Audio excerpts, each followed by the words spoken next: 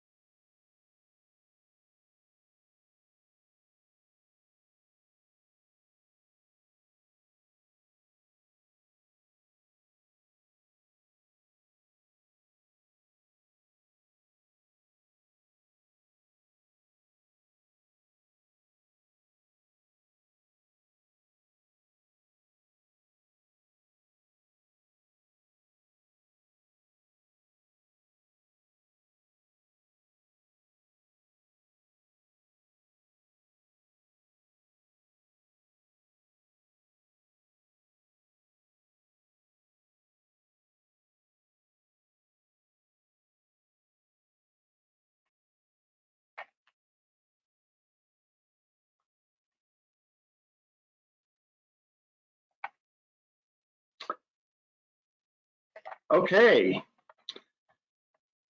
Well, good evening, everyone, and welcome to our virtual workshop sponsored by the California Air Resources Board. Today's meeting is part of our Advanced Clean Fleets regulatory efforts of achieving a zero-emission truck and bus California fleet by 2045 everywhere feasible, and significantly earlier for certain market segments such as last mile delivery and drayage applications. This regulation is focused on developing strategies to ensure that the cleanest vehicles are deployed by government, business, and other entities in California to meet their transportation needs. My name is Craig During, and I am managing the efforts for the Advanced Clean Fleets regulation. I am joined this evening by several colleagues, including Tony Brazil, Branch Chief in our Mobile Source Control Division, and our presenters today, Paul Arnasia, Brandon Rose, Jessica Johnston, and Olivia Lane. The purpose of this workshop is to provide an overview of the regulation scope, solicit stakeholder feedback on the proposed strategy, and encourage a discussion on alternative concepts. Materials for this workshop are available on our Advanced Clean Fleets website by clicking on the Meetings and Events link. This includes access to today's agenda, staff presentation, and a preliminary inventory analysis. I anticipate tonight's meeting will conclude by 8:30 p.m. However, the workshop will be repeated again on the afternoon of March 4th from 1 to 4:30 p.m. for those stakeholders who are unable to attend all or part of this evening's session. The materials and presentation for both workshop dates are identical, and we will cover the same information at both workshops. I would also like to mention that today's meeting will be recorded, and a copy of this recording will be made available on our website in the following days. Our intention is to allow for full and open communication throughout tonight's workshop. To facilitate this, we have identified specific times during the meeting when we will pause for comments or questions. During that time, we prefer that you submit your question in writing using the question feature on your dashboard. However, you can also use the raise hand feature to indicate that you would like to make a comment or ask a question verbally. When called upon, we will ask you to unmute your mic and state your comment or question. As a reminder, please include your name and affiliation when submitting your question in writing or before asking it verbally. Due to the expected large number of participants, we may need to make adjustments as we review and respond to your comments and questions. This means we may not get to every single question, but our team will do our best to respond to as many relevant questions as possible. And speaking of our team, I would like to recognize those individuals working behind the scenes who will provide technical support and assist in responding to your questions tonight. They are Chris Franceschi, Wente Yen, Callie Bracewell, Olivia Lane, Jessica Johnston, and Balbir Dhaliwal. And finally, I would like to mention that we have opened an informal comment log to allow all interested stakeholders to submit and view relevant comments or concerns for this advanced clean fleets rulemaking. Access links to submit an informal comment or to view a log of all informal comments received were provided on the distribution notice for this workshop and are located on our Advanced Clean Fleets website. Okay, with that said, let me introduce our first presenter tonight, Paul Arnasia, who will discuss tonight's agenda and start our presentation. Paul?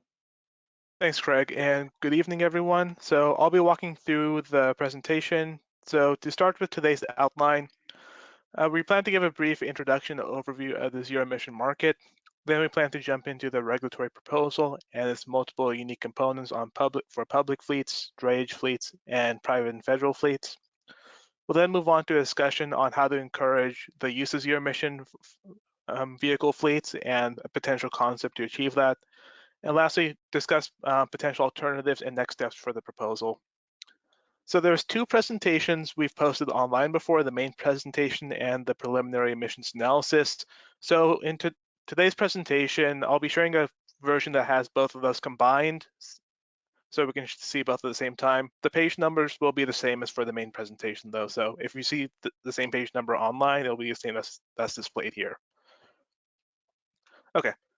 So to give some general background on what we're covering today in the medium and heavy duty market, there's roughly 2 million trucks in California, ranging from what we've referred to as Class 2B up to Class 8. So the majority of these vehicles are in the Class 2B and 3 group. These are generally your heavy duty pickups and vans. And a good portion are heavier vehicles with straight trucks and buses used for many vocational applications. And a smaller portion for the heavy-duty tractor trailers, although these vehicles disproportionately pollute compared to other vehicles due to their higher mileage.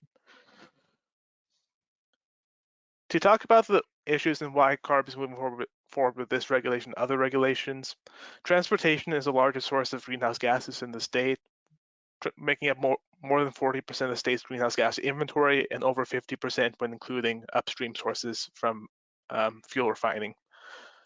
The state has set aggressive goals to decrease the state's climate change greenhouse gas emissions with the ultimate goal of carbon neutrality by 2045. To help achieve this, the state has also set clean electricity goals to achieve a fully zero emission grid by 2045 as well. In addition to greenhouse gases, the state has set aggressive, California has the worst air quality in the nation and significant action is necessary to meet attainment, particularly in the San Joaquin Valley and South Coast air basins.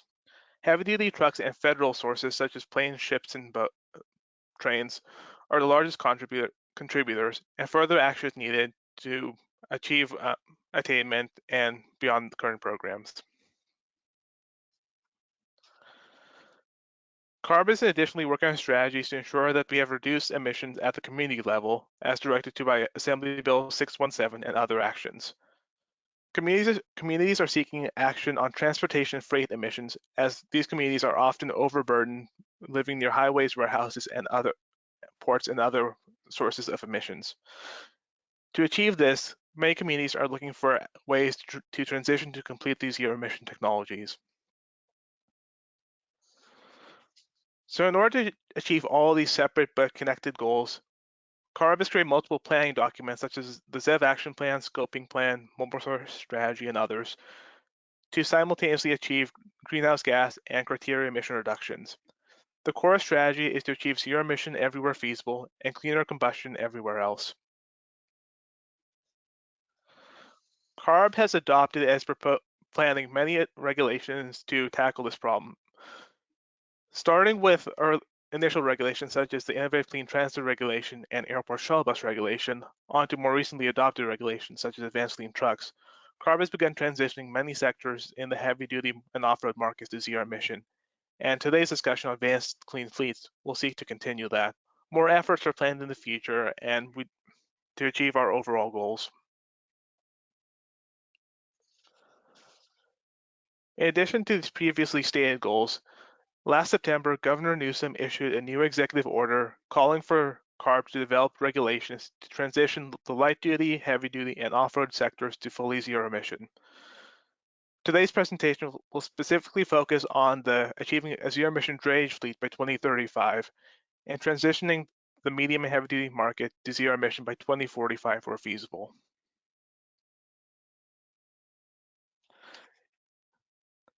In addition, action is being taken beyond California. Multiple states and the District of Columbia have signed a memorandum of understanding to transition to zero-emission vehicles as quickly as feasible. This includes setting targets of 30% zero emission by 2030 and 100% by 2045, and working collaboratively to develop a zero-emission truck action plan.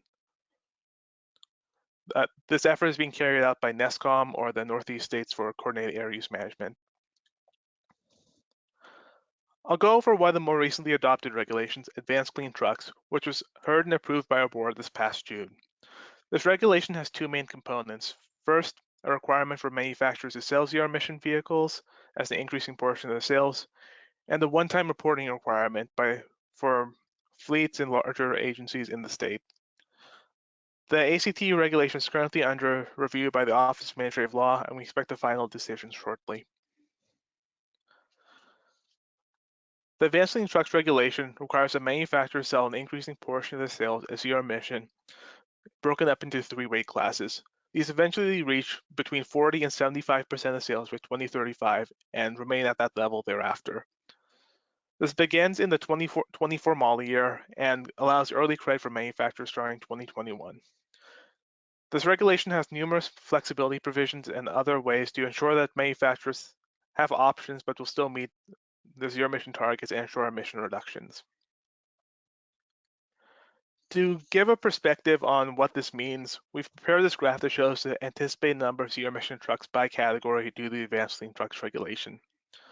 We're anticipating roughly 30,000 zero emission trucks by 2027, 100,000 by 2030, and 300,000 by 2035.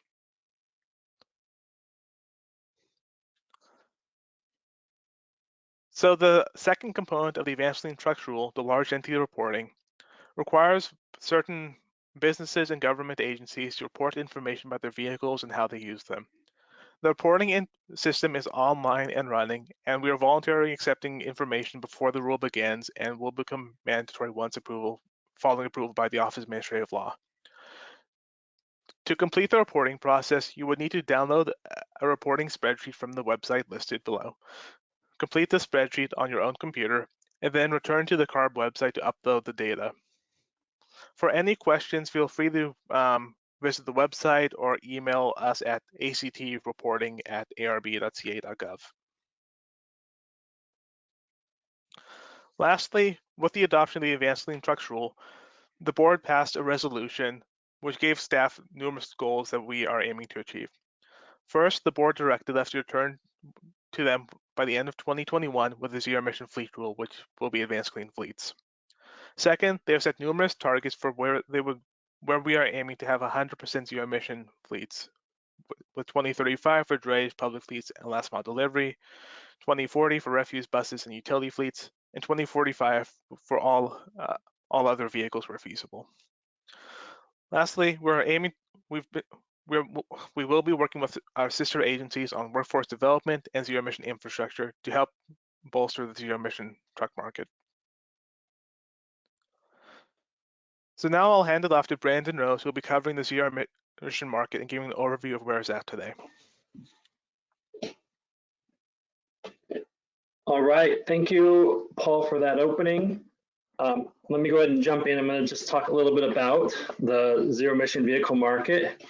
So this first slide here, there really is a wide variety of zero emission trucks and buses available in the market. There's lots of new startups joining the market over the last year. Some of the things that are interesting that you see are a number of mergers and acquisitions within the industry. You start to see this become more and more mainstream, and some of the startups have been acquired by some of the larger companies, and some of the smaller companies have grown and signed large contracts. We expect to see continued both business advancement, but also the technology advancement, with the vehicles getting things like longer ranges, becoming lighter, having a lot more applications throughout the entire vehicles or sector.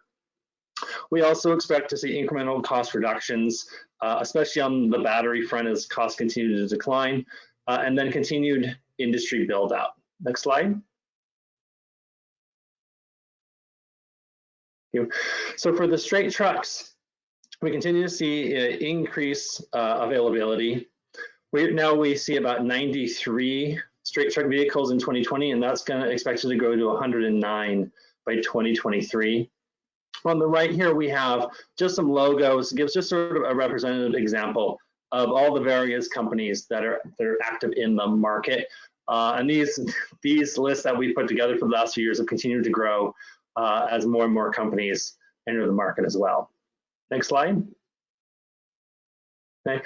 On the heavy duty zero emission tractor commercial availability, we see many pilots and demonstrations that have been funded, some that are very well known and well funded. And that's going to continue over the next few years.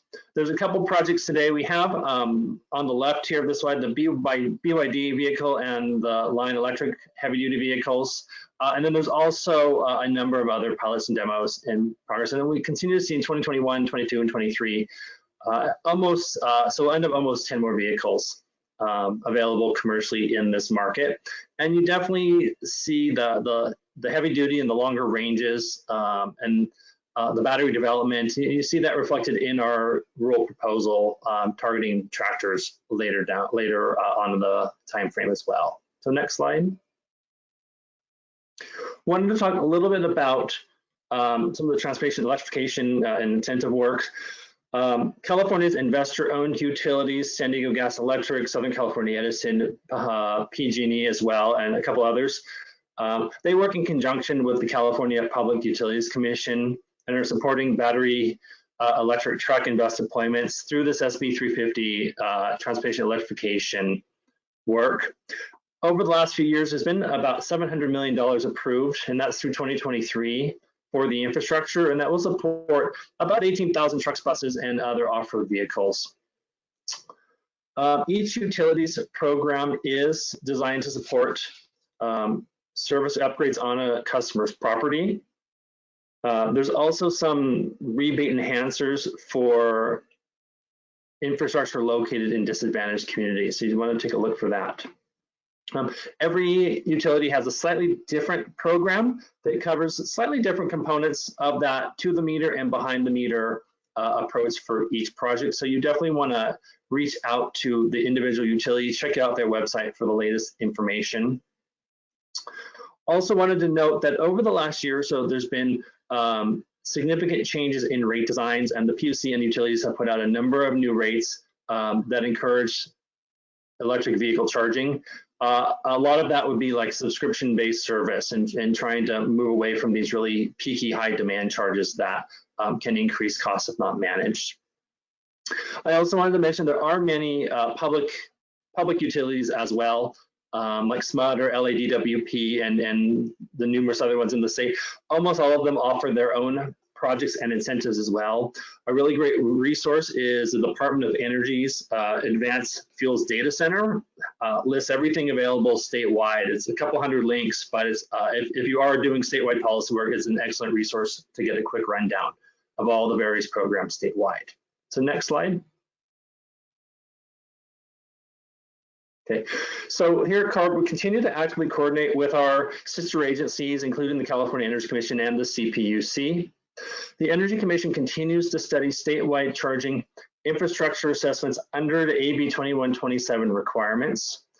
The report was published in August, and another report was published at the end of the year with the latest data. They continue, they continue to do work on the light duty, heavy duty, and off-road sectors.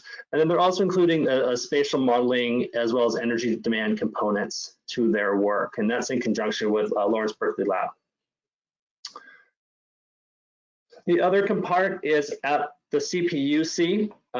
They continue to develop, they put out a draft last year, the Transportation Electrification Framework, or TEF. The TEF is essentially their long-term planning document as they move from these initial incentives and programs from SB 350 into a longer-term policy outline, policy document, and where things are going. And that, I believe, should be finalized sometime this year as well. In addition, I also wanted to mention GoBiz, the Governor's Office of Business Development. They continue to coordinate infrastructure support and deployment amongst all the various state agencies that are working in the sector. They do an enormous amount of great work trying to smooth roadblocks and permitting, and also are supporting all the road mapping development that goes on. Next slide.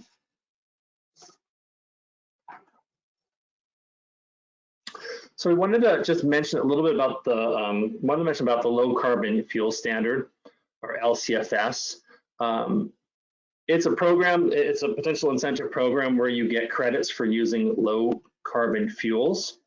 And when you compare that to a baseline, and so there we go, on the right slide. This was designed to reduce the carbon intensity of the fuels over the next 10 years. Couple of things that you need to know. Fuels with lower CIs below the benchmark generate credits. Owners and operators of charging and hydrogen fueling stations will be able to generate those credits and can sell those credits onto the open market. And then these sales can help, of course, offset the fueling costs. Owner operators have to report quarterly in order to earn the credits. Right now, the credits, they do vary, but they're in the range maybe $190 to $200. When you break that down into a per kilowatt hour, depending on the vehicle, it can be in the range of 25 to 30 cents per kilowatt hour, which has gone up over the last couple of years as we continue to watch that program grow and the targets decline. All right, and then the last slide here. This slide illustrates how fleets can save money using battery electric vehicles. Fleets can save over diesel and using the LCFS credits. You can see here the amount varies between $27 to $27,900. So it really is a really wide range that you can save, and it varies on the credit. We have some very conservative assumptions in here, but in most cases, most fleets will save money immediately going electric and with relatively short paybacks. I think that's everything I had. Next slide. Thank you. Okay, so Tony, I believe we're going to just go on to the first portion of the next portion of the presentation. We'll be stopping for Q&A. Okay, I'll just move on. Yeah, go ahead. That's fine. Okay. So now I'll be shifting over to the main portion of today's presentation, which is the proposed regulation, the advanced clean fleets.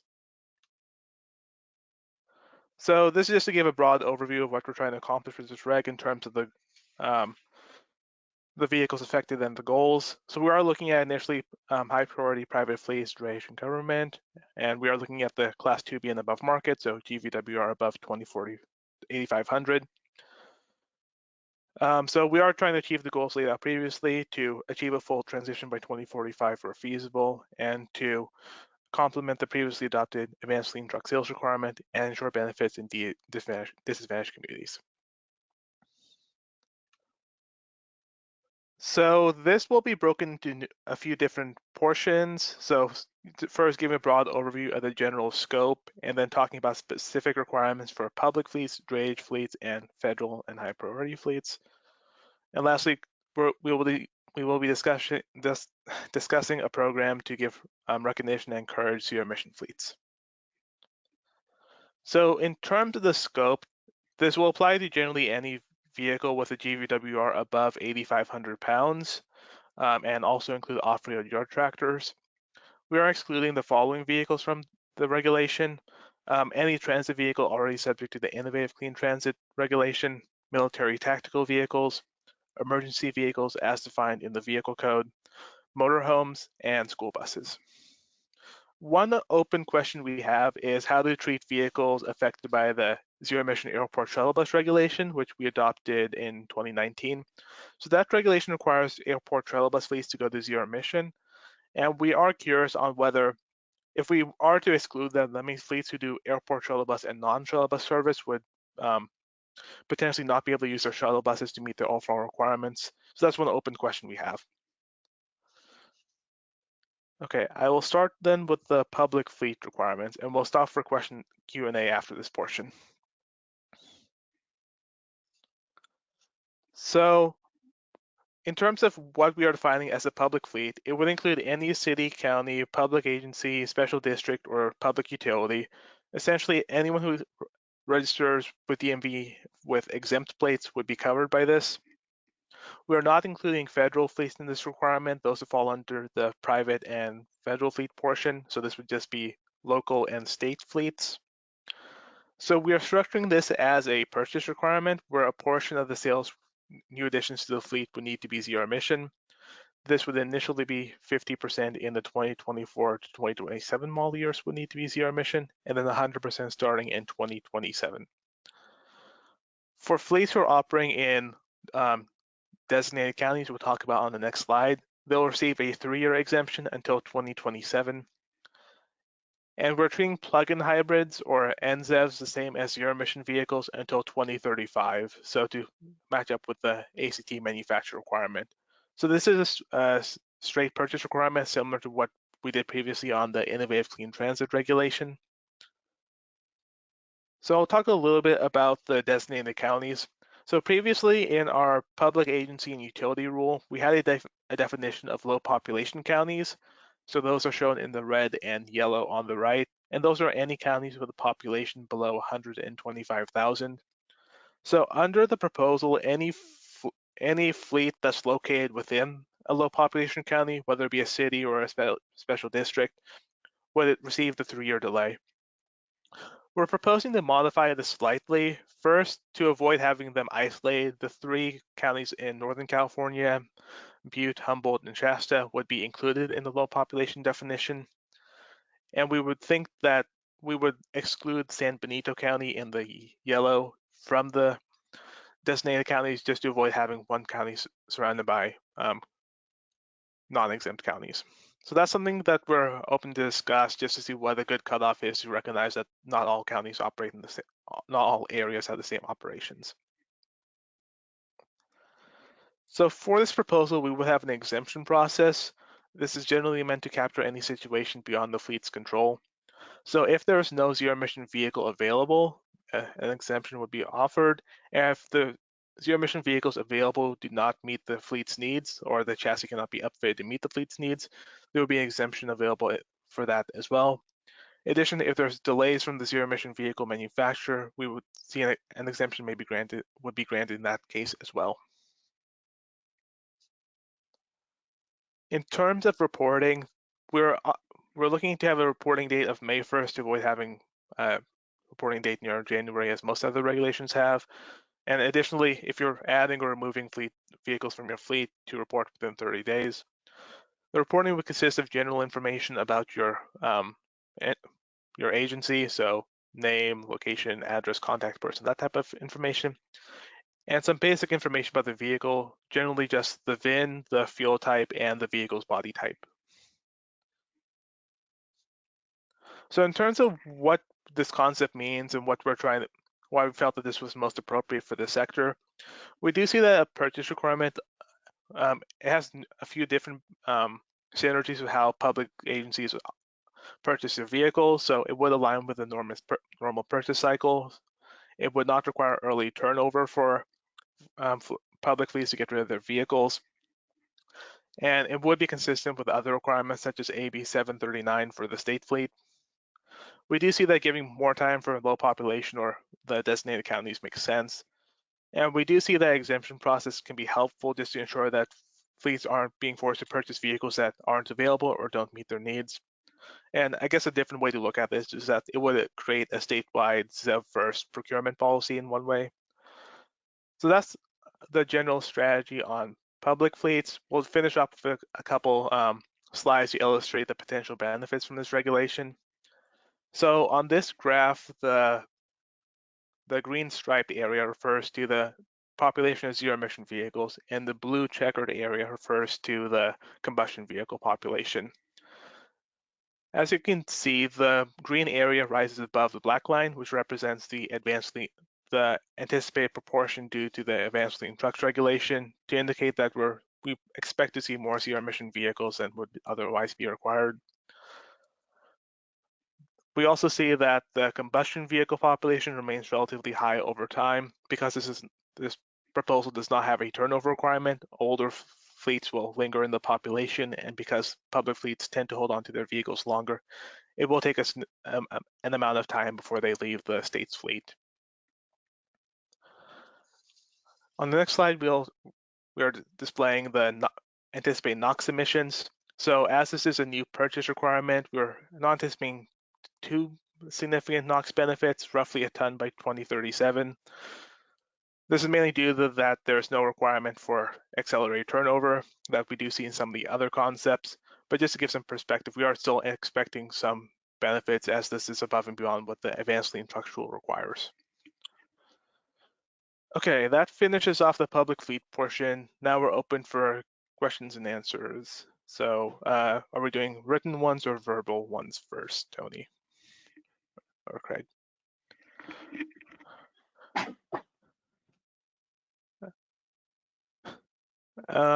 Okay, I guess I'll just start with a written one. So we have a question from Patricio Portillo, who asks, will the large entity reporting data be made available to the public, possibly in aggregate form? So I guess, and I believe we have some plans for that. Tony or Jerry, if you're online, could you elaborate on that? Yeah, I mean, so broadly, yeah, we do anticipate that in future meetings and workshops that we will share ultimately the aggregated information and results so that everybody can kind of be aware of what information we're getting and what it's frankly telling us.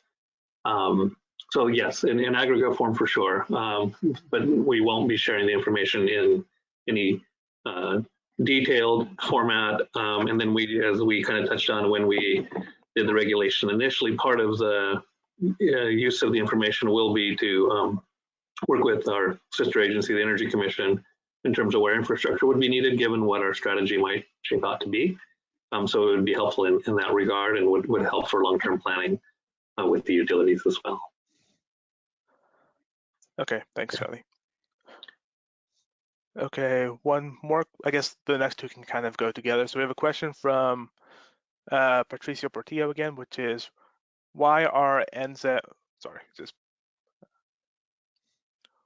ACF treating NZEVs the same as ZEVs? Why not treat them as a fraction of ZEVs, similar to how ACT does? And Nakeem, I'm sorry, I'm going to butcher this, Palathamvid from Cummins asks, can you say more about how NZEVs are treated the same as ZEVs until 2035? So I guess part of the rationale for this question is, why we're proposing this is that because the rule requires 100% of purchases to be zero emissions starting in 2027, giving partial credit doesn't really make any sense at that point, since if you're getting less than the full ZEV, you wouldn't be complying with the rules regulations. So we do see that partial credit doesn't make sense in this instance. And more broadly, public fleets do often have work vehicles that are used locally for local operations, but may need to operate on offsite for an extended period, such as in emergency situations.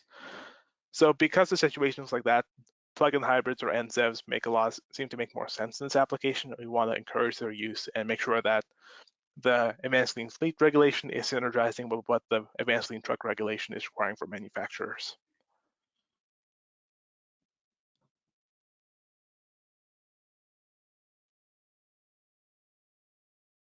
Okay. I guess we can do a couple verbal ones. So I'll just call these off the list. So first, we have Allison Nojima. So I've unmuted you, Allison. If you could unmute yourself and give your name, affiliation, and question. Oh, hi. Hello, can you hear me? Yes, hello. Yes. Allison Nojima from Brown and Caldwell.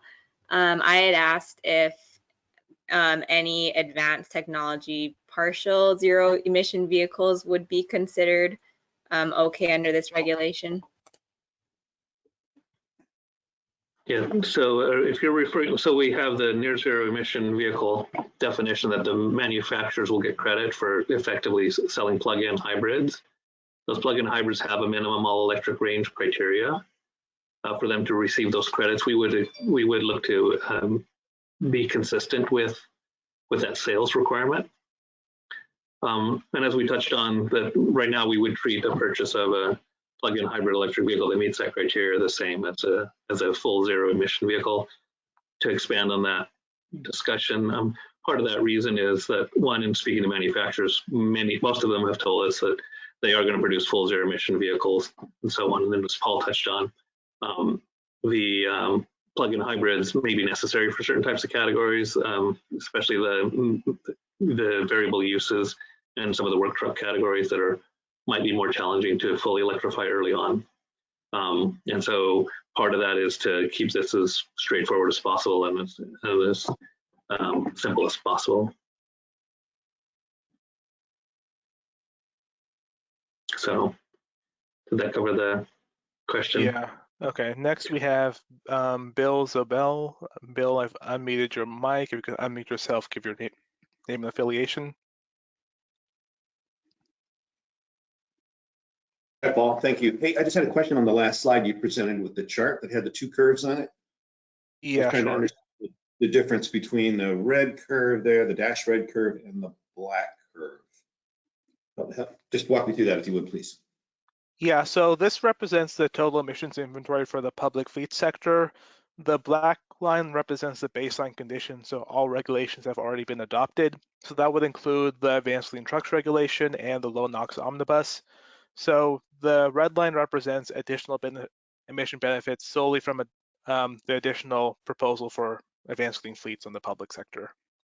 Yeah, and to expand on that a little bit, because I think this is going to repeat throughout, the manufacturer sales requirement already requires zero emission trucks to be sold in California, and that is part of the baseline. So if this regulation identifies the fleets that would purchase those but kept it as effectively the same number of vehicles sold, then the emission benefits would be zero in essence, or no additional benefits, but would still complement the strategy. And so here, this difference is showing you, as Paul touched on, the expectation that we're expecting several 100,000 electric vehicles to be in the population by 2035. What we did when we did all of these analyses is we assumed that the public fleets would proportionally buy the zero emission trucks that are being sold by the manufacturers. And so each of the categories, we're looking at the proportional comparison, if that makes sense. I think so. So the two dashed lines that run vertically are just the difference between the two curves at that point, I'm assuming, right? Yeah, okay. That's correct. Thank you. Yeah, those are key milestone years for SIP targets, for instance. And so, I'm using an acronym, for state implementation and federal attainment standards. Those are some key dates that we just thought we'd identify.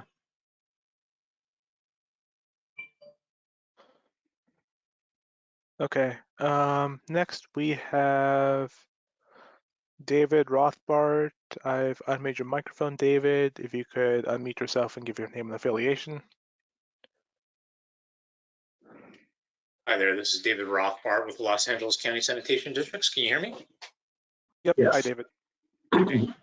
Wrote out the questions, but let me go through it. As far as essential public services like wastewater treatment plants, if we have an emergency such as a sewage overflow, it is very hard to respond to such an emergency with electric vehicles. If the charge runs out, it's hard to stop your emergency response and recharge again, and wanted to know if CARB's going to address that type of essential public service. What was the last part of that sentence? Would CARB be addressing Okay. essential public services such as wastewater treatment plants? Yeah, so yes, so we're looking to gather more information. And as we kind of touched on in April, we are expecting to get information from a number of fleets, including most of the public fleets and their uses. We're also been meeting with different groups on even to discuss this topic, and we'd appreciate further discussions on this area. So a couple of factors that we're considering too is one, it's a bit of a challenge, but we're looking through the next 20-year time horizon. So we do anticipate that a lot of things are going to change between now and then. And so with this proposal, the percentage of the trucks that would be zero emission, by the 2030 timeframe would still be a very small percentage of the fleet. And as we kind of touched on, we're looking at some of these potential provisions or exemptions, if you will, to be a mechanism that would address situations where a vehicle isn't going to be suitable. But in the case where, at least with others that we've spoken to, some of the emergency support vehicles might be 20% of their fleet. And so if they're at it in the 5 to 10 years out in the future where a quarter of their trucks are zero emission, that's still 75% conventional vehicles that are out there. And so we're trying to also factor in some of the flexibility to allow fleets that have these types of specialized uses some ability to prioritize which ones they electrify and which ones they don't. Thank you, that's very helpful. And a second part of the question would be, especially for wastewater treatment plants and landfills as well, we generate a biogas that has to be managed regardless.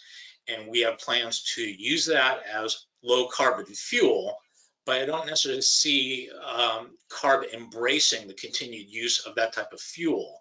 Would you be allowing that in this regulation? So again, this is that transition concern. I mean, even some of the others have kind of mentioned concerns about stranded assets and even the infrastructure that's been put in to produce the biofuels and so on. So the low carbon fuel standard right now is one of the main mechanisms to encourage the use and production of biofuels for transportation. But more broadly as a state, we're ultimately looking at where the best uses are. Not every type of engine or use can ultimately be electrified, for instance. And so as a broad strategy, we're looking at long-term ultimately is where is the best use of these renewable fuels? And especially in categories and uses where electrification isn't an option. And so ultimately it is a little bit of a long-term decision, but it's something that we're already, as an agency, looking at, and more broadly, the state is looking at. Thank you for the response. Okay, I'm looking at the chat, and we have a lot of questions about when would an exemption be granted. I guess we can maybe just discuss that a little bit and just maybe try to answer those up front since we have a good amount of them. Yeah. So I think what we're generally thinking about with the exemption process is that I guess I'll start with how it works for truck and bus. We may envision something similar for this regulation is that if you can show that if you can go to the manufacturer and show that they're not able to offer the vehicle that you're looking for, either due to the vehicle chassis not being available, or the body not being available, or they're not able to meet the specs that you that you need for your vehicle. if you can demonstrate that no manufacturers are able to do that, then the exemption will be granted. I think that's the general process, at least how it works for truck and bus. But anything else to add on that, Tony or Craig? Well, there's a bit of a gamut here. I mean, in the simplest case, you need a Class 8 truck and none exists as zero emission, then that's kind of a no-brainer. We would probably just post something online, hey, it doesn't exist. Go ahead and purchase the conventional vehicle at that time. If the vehicles are available, which is where we expect to be the more common situation, but a body cannot be placed on because of the way the vehicle is configured, so that you couldn't ultimately use that vehicle for the intended use or intended replacement, then again, in that example, we would look at, okay, that's a fairly straightforward demonstration. A lot of times we've worked with either the dealer or the manufacturer to say, yeah, this can't be configured that way. A letter sometimes is sufficient documentation to say, yeah, go ahead and purchase the conventional in that particular model year to address the situation. The whole idea behind this is to look at the, phasing in the schedule and making sure that when there are situations where a vehicle is not going to be suitable as a zero emission vehicle for the application, that we have a way to address it. And then over time, we of course expect more and more vehicles to be available. There's a fair number already, but as some of these issues might come up with putting a body on an existing zero emission truck that's available now that isn't compatible, then we're going to make sure we build something in to address that potential situation. I think the model to look at is the Innovative Clean Transit Regulation. Does have a fairly straightforward purchase requirement for buses, transit buses, and has a number of provisions built in to address these potential situations that might occur where a bus doesn't exist in the configuration that's needed, for example. So I think we would pattern it after that. So that's part of the work in progress here. Okay, and I'll just add that we are looking at, I guess, a couple different technologies for zero emission, both battery electric and fuel cell, and we are trying to consider both of them in the scope. So I guess we'll be looking at feasibility from both sides. We do recognize that both of our technologies will evolve over time, and we'll be trying to recognize that. Yeah, and this would be an example of where, hey, if a pure zero emission vehicle option isn't available, but there was a plug-in hybrid option, then the expectation would be that would be the required purchase, and it would count as meeting the requirement. And so before I guess we go on to another topic, one of the written comments was about the reporting for public fleets.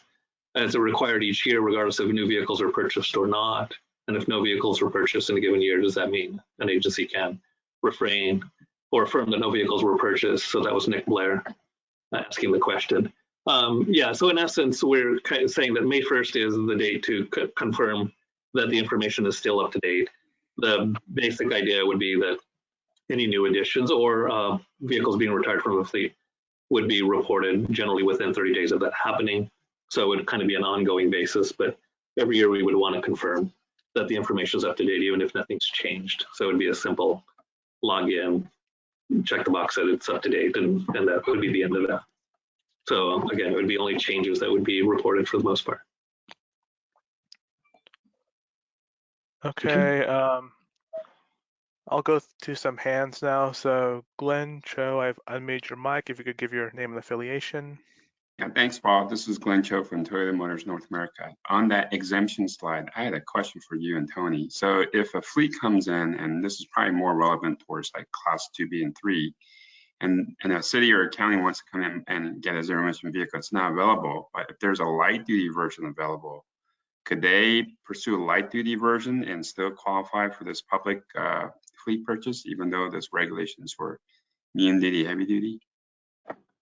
I see. So, well, in that example, the lighter duty vehicle isn't in the scope of this concept. So in other words, if you sold your gasoline vehicle and then ended up buying a light duty pickup, let's just use that as the example, then at that point, you would report that you sold off a gasoline vehicle. You haven't purchased any new replacement, in essence, in the weight categories we're looking at. So there wouldn't be a compliance issue associated with that, or there wouldn't be a problem. Okay, so given the fact that, yeah, the regulation is incremental volume up, But if the fleet or if the city decides to buy, we're not going to buy a replacement for heavy duty or medium duty, I should say, but instead go for light duty, it would not be a problem. Yeah, it would not be an issue. I mean, and again, in the similar cases, you're not getting rid of anything, but you're just buying more vehicles. Then the basic expectation would be that they would be zero emission vehicles if you're expanding your operation for any reason. Okay, all right, thanks. Just try to keep it as simple as we can. Okay, thanks. Or simple to understand. I mean, ultimately, deploying the vehicles and operating them does require planning. Mm-hmm. Okay, next we have John Constantino. John, if I unmute your mic, if you could unmute yourself and give your name and affiliation. Hello, can you hear me? Yes. Great. John Costantino on behalf of SCAPA and the Specialty Vehicle Working Group. That's several members that all have specialty vehicles. The first question, I have to say I have a couple of parts. The first question is, do these exemptions all relate to a one-to-one replacement? So if you can't replace something one-to-one, is that the basis for the analysis? That is generally the core, yes. That is what we're looking at. If we find that for some reason you have to purchase two vehicles to do the work of one, that's a situation we want to avoid. And that would be part of the mindset behind the exemptions. Obviously, in the question earlier about, hey, if it presents a safety risk or issue, then that's something we would want to manage and also look to avoid. Great. And then the next part of my question is, some of these smaller agencies or very specialized pieces of equipment don't have very many miles or usage, or they bring them out once a year to do something that's an annual cycle. Right. If that needed to be replaced, there's very little miles and benefit. What's the thought behind that? Okay. Yeah, well, so right now this one's a little different than some of the others. Right now we were looking at just not having any special provisions for lower use vehicles with the mindset that, hey, if they're not used very often and there isn't a requirement to replace it, that you would continue to make that decision as, is it better to just keep an older vehicle that's used sporadically and just keep it up to maintain it, versus ultimately deciding whether you want to replace it or not, which is different than some of the other provisions that we'll be talking about later, where there would be some kind of requirement to upgrade and would require vehicles to be sold or retired. And then in that case, we're looking at some kind of low use exemption. Okay, thank you. And then the last question I have is related to the process.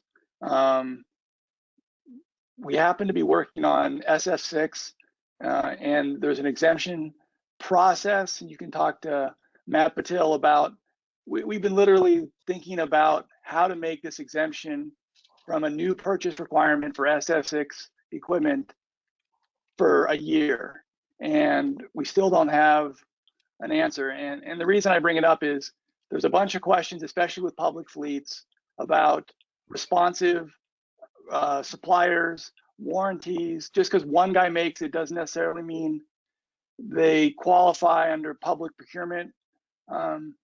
It takes a long time to procure stuff. What if, there's just a lot of detail, I guess, is the question.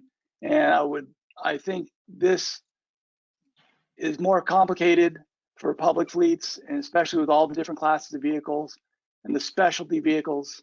So I would encourage much more robust discussion and thinking than just simply it's available or it's not. And the fact that you have to demonstrate a negative, would a small entity, small city have to go figure out whether 15 suppliers supply this one type of equipment, or is there some sort of, how do I prove the negative that I can't get this built if my normal guy doesn't build it?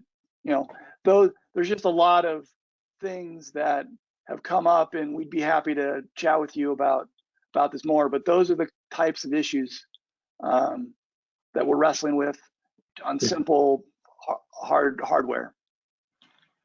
Yeah, so I would just say, yeah, I think we'll continue having those discussions on how to work out those details. Again, looking at the transit regulation as a starting point wouldn't be a bad place. And then I could just say broadly, you know, we've used this kind of process in some other regulations, and you know, even though it might not sound as easy the first go around, we were able to establish some pretty easy to understand patterns that we were seeing, like for example, the filter requirements. If it literally wasn't available, it was pretty easy to make that demonstration. That was took just a few minutes. If it was available for more than one manufacturer, then it did require some kind of evaluation of the vehicle to say, hey, would it be compatible or not? So not terribly laborious to address that.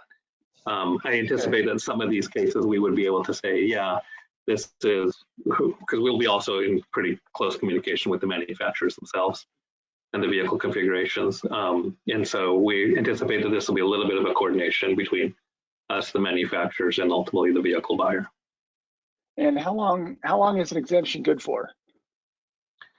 Well, in this particular concept, we're talking about a purchase requirement. So the idea is, hey, there isn't a vehicle here for me to purchase that will be zero emission, so I'm going to go ahead and buy the diesel vehicle that I normally would purchase.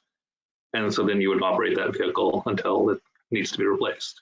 But in the next purchase or different type of vehicle, you might say, okay, now I'm replacing this vehicle. There's plenty of zero emission ones, so I have to buy a zero emission one. And if I buy that type of vehicle every 6 months, or I have an RFP that's good for, do I have to come in every 6 months or every year, or I'm just trying to figure out workload? Right. No, at that point, I mean, it might be, it's like, look, I'm making the same purchase. If the situation that hasn't changed is all we need to know, and then we would note it in the system, or we would have a way to identify it in the system when you report. Okay. So it ultimately depends on the level of detail, because if it's the configuration doesn't exist, I anticipate that would be a straight situation, still the same. I don't have to submit new information unless a new vehicle became available or something significant changed. Okay. Thank you. Mm-hmm. So Paul, let's take like a few more, and then I think in the interest of time, we'll move on. And then and even if we move into the next sections, at the end, we'll have an open dialogue period to cover any topic we didn't fully cover at the beginning. Okay, so it looks like we have a couple questions in chat. Whether repowers are allowed, whether we can repower an older vehicle to count as a zero emission vehicle. Yeah, in principle, yes. Whether you okay, I see. In principle, yeah, we do support, and we have in past regulations, the idea of if you went to replace the powertrain to make it zero emission, we would want to encourage that. As of the way we've structured it right now, we're only talking about new purchases. So I think we'll take that one back with how do you make sure we include that as a mechanism. But more broadly, I think we're looking at the idea, if you're buying 3 new vehicles, we would want you to have 3 new zero emission vehicles in your fleet, which presumably that would be what you're buying at the time. But if you were to say, no, I repowered 3 vehicles earlier, I bought them before the rule even started, we would want to recognize that. So we'll look to make sure we account for that. Okay, so we have another written question from, sorry, just scrolled past. Okay, I guess it's not here anymore. Okay, here's a different one. Can a truck retirement strategy option be added to the proposed regulations so the benefits of taking a truck out of service and not replacing it be realized? For this, in this particular structure, it does not lend itself well, because all we're talking about is new purchases and not actually looking at even requiring any replacements ahead of any by any schedule. So yeah, that's an interesting point, but it doesn't work with this construct very well.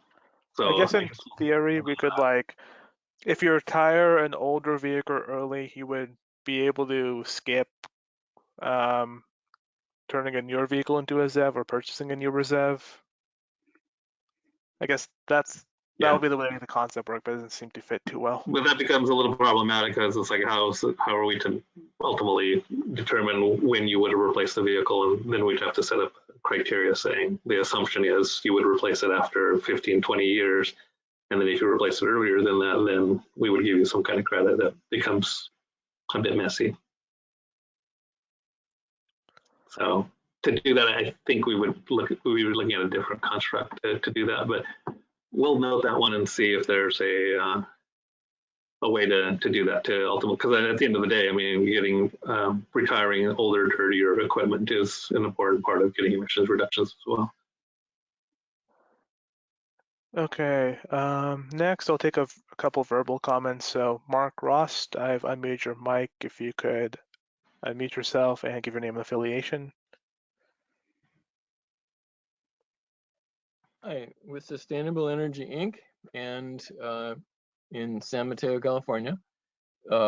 We're planning to commercialize batteries with 2 to 3 kilowatt hour per kilogram capacities by 2023. That would mean that the range issue would no longer be a problem because it's 3 to 7 times the range of lithium batteries. And we're also looking at high performance solar thin film canopies to extend beyond the building at depots and charging stations and truck stops to be able to minimize the demand on the grid. And that would go to stationary batteries, which would minimize any capacity constraints on the grid. So we'd be able to move people much faster than the schedule that you seem to be responding to in terms of what people are saying this is going to be possible. We're saying it's going to be possible a whole lot faster. I see.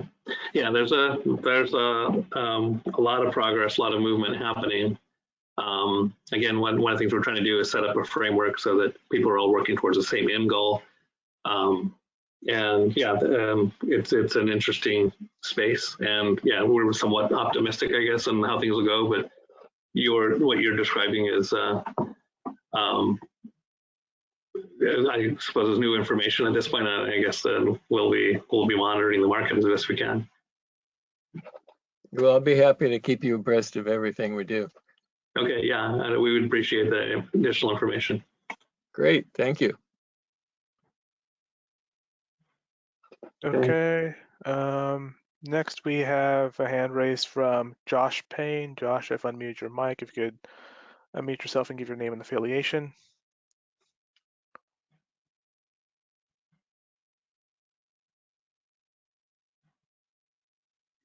So Josh, we're not hearing you.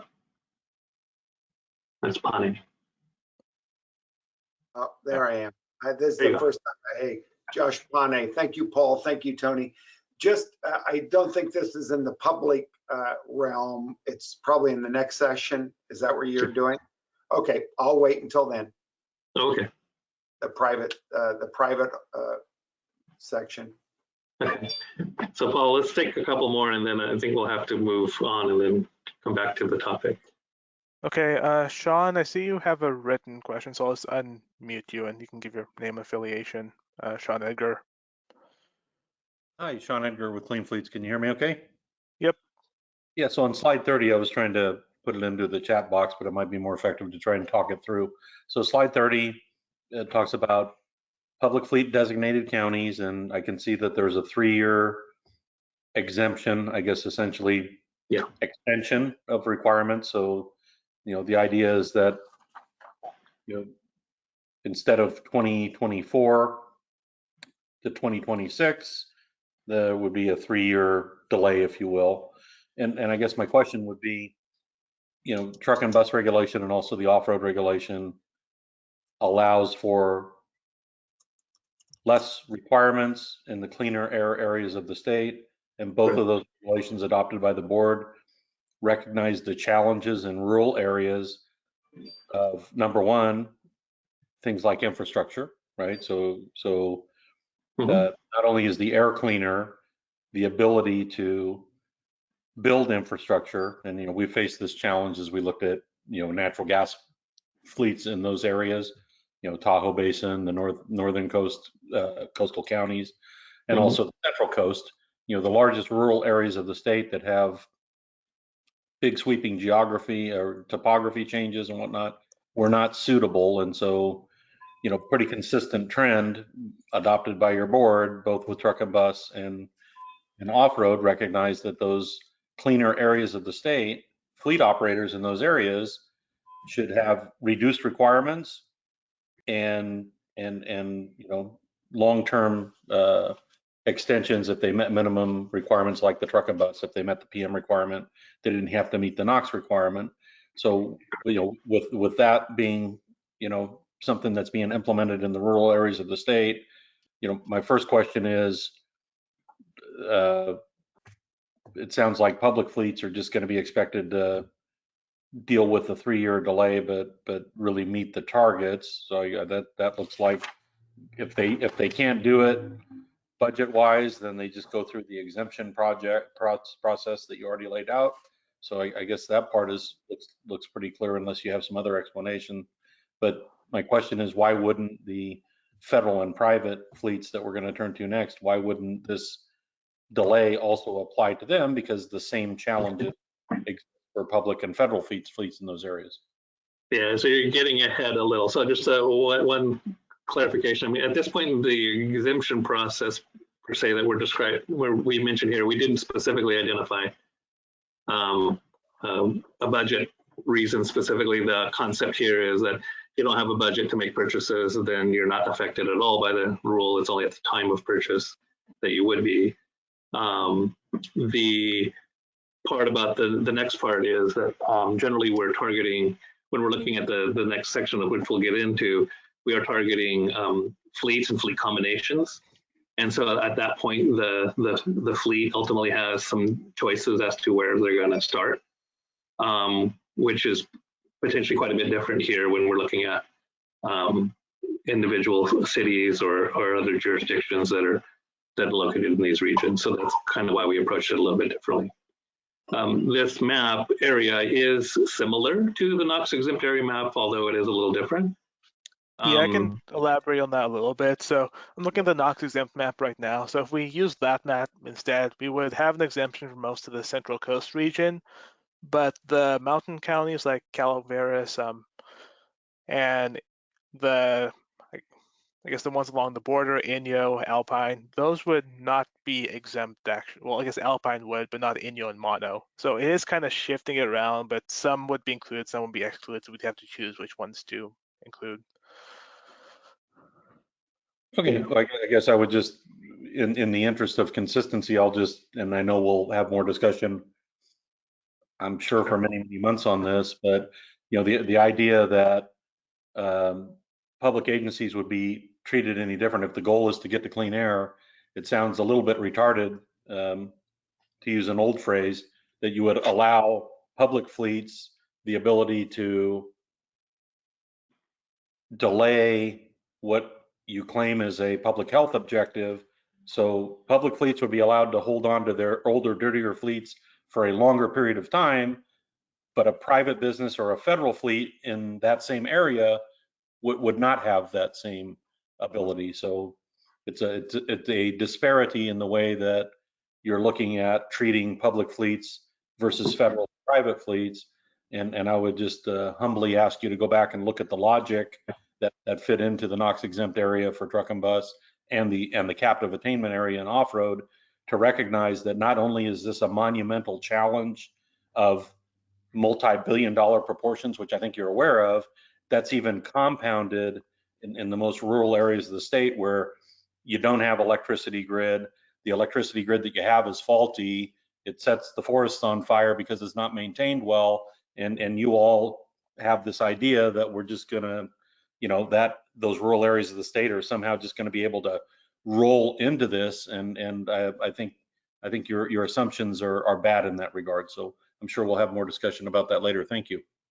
Okay, so I'll just make a couple of comments. So one, I mean, I'm not going to fully answer that question right now because I do want to get through the other parts, because I think that will in part answer the question.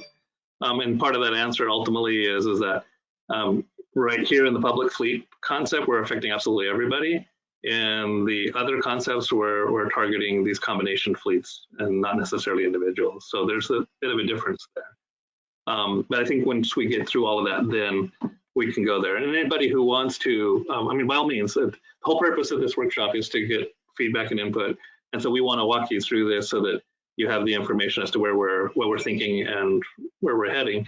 And somebody who ultimately believes that the NOx exempt area map is a better thing to use there rather than this one, by all means, provide that as a comment or suggestion, whether you provide it now or later.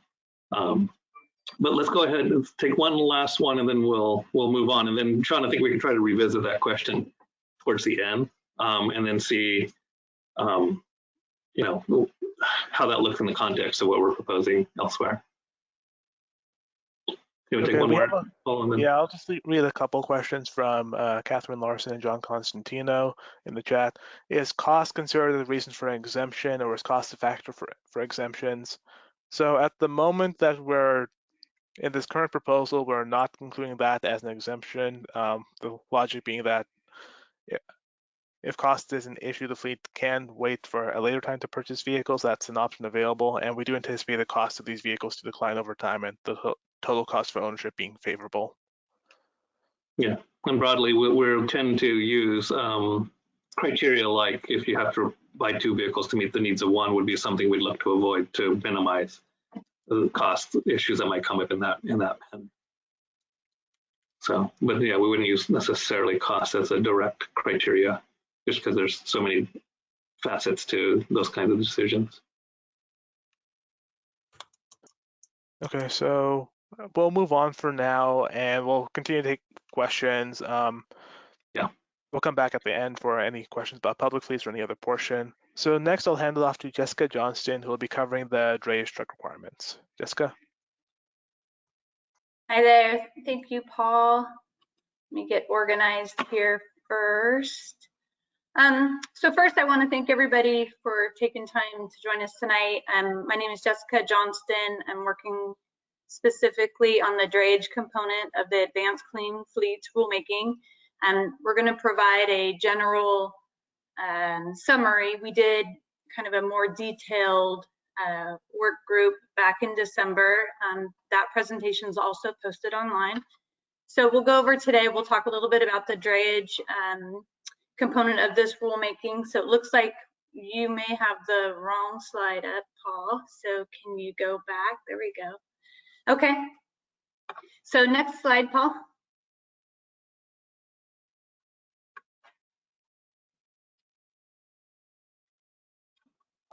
Sorry, nope, go back. Sorry, I'm getting organized on this side. Thanks, everybody.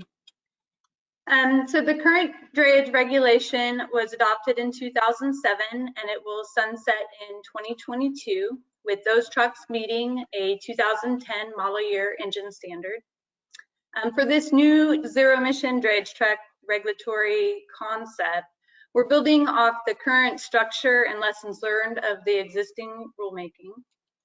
The concept will focus on minimizing the negative health impacts that the drayage activities have on nearby communities. And we'll also work to align this concept with the related actions that are being taken at the local level, such as the zero emission drayage truck commitments under the San Pedro Bay Ports Clean Air Action Plan and the South Coast Air District's facility-based mobile source measures and or indirect source rules. Okay, next slide.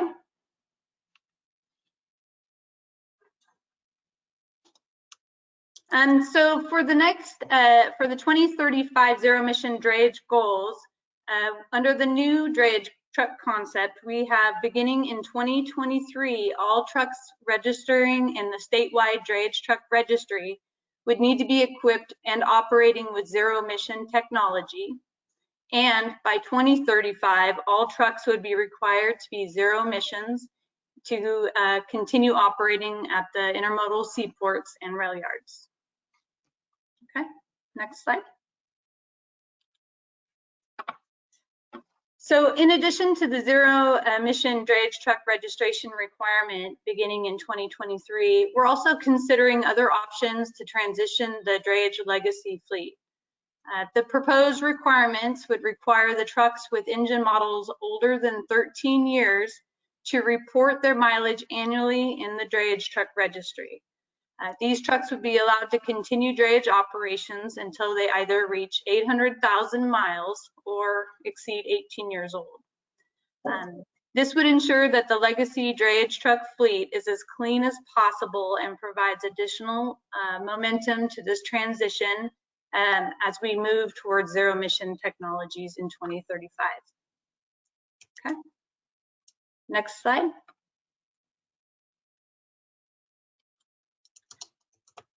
So we showed these before, but here is the current definition that in the 2007 rulemaking that was amended in 2010.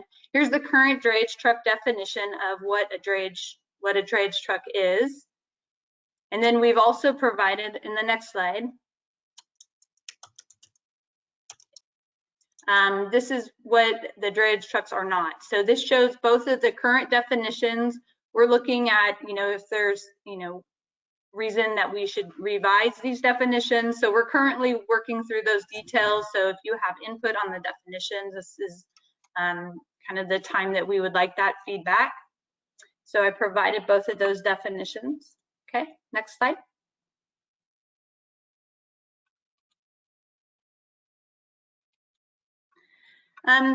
So in addition to the zero emission drayage truck registration, we're also considering additional seaport and rail yard reporting.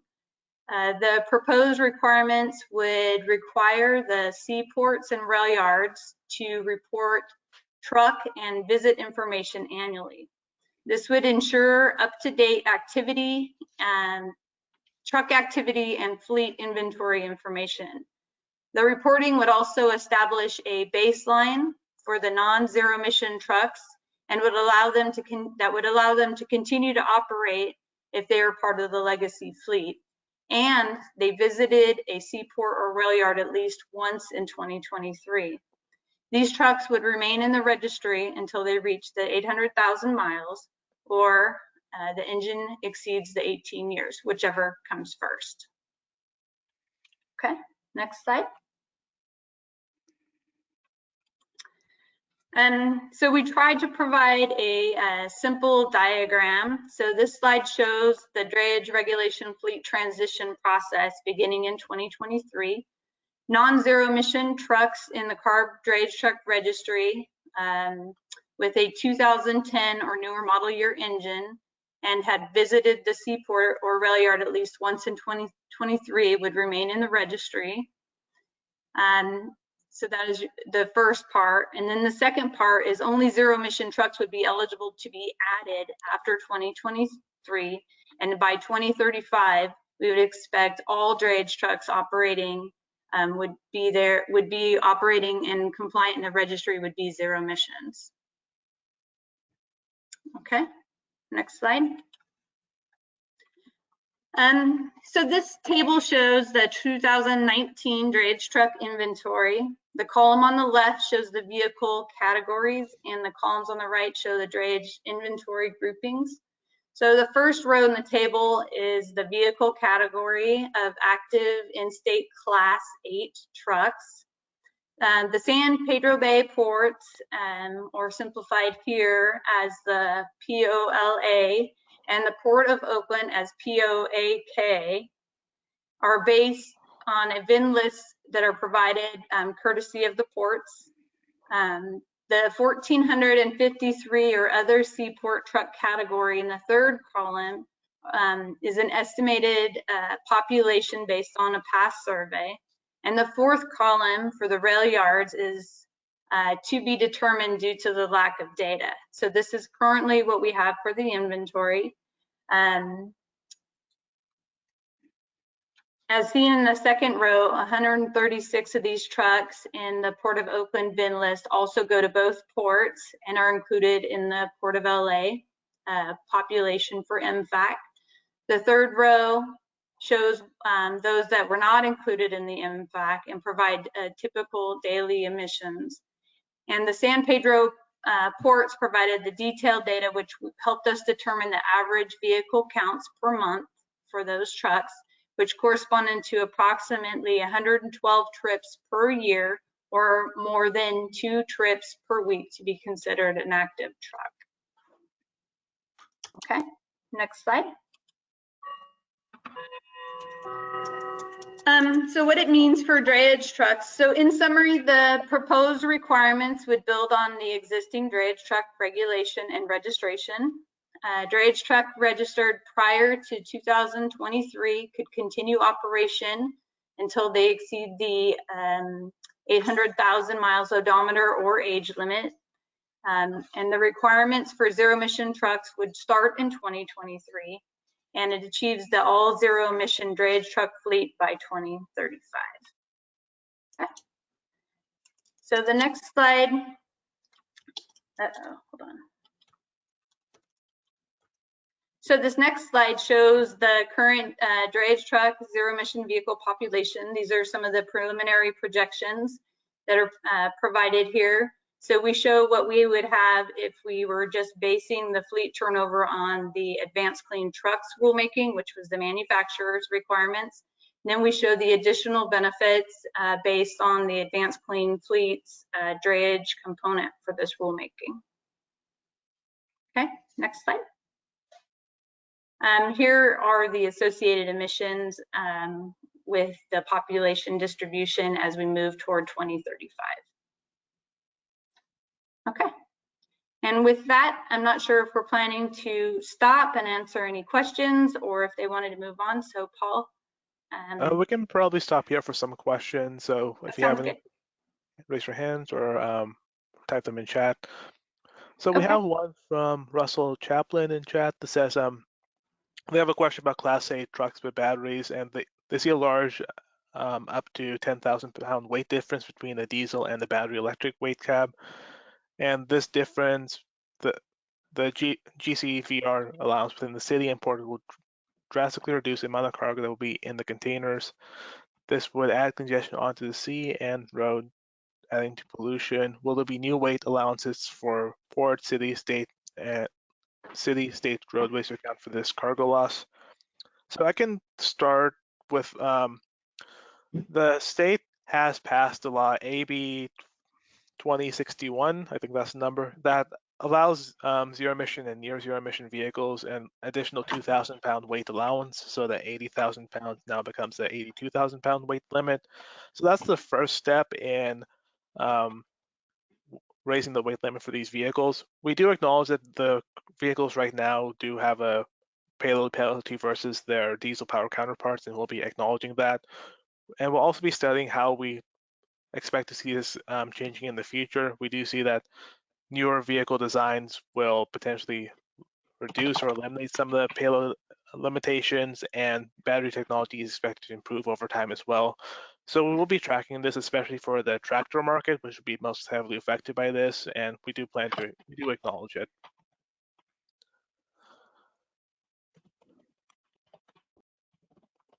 Okay, I don't see any more questions in chat, so I'll take some raised hands. So Tiffany Titus, I've unmuted your microphone. If you could unmute yourself and give your name and affiliation.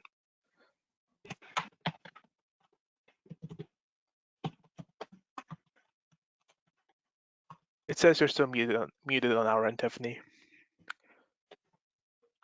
Oh, on your end, I mean.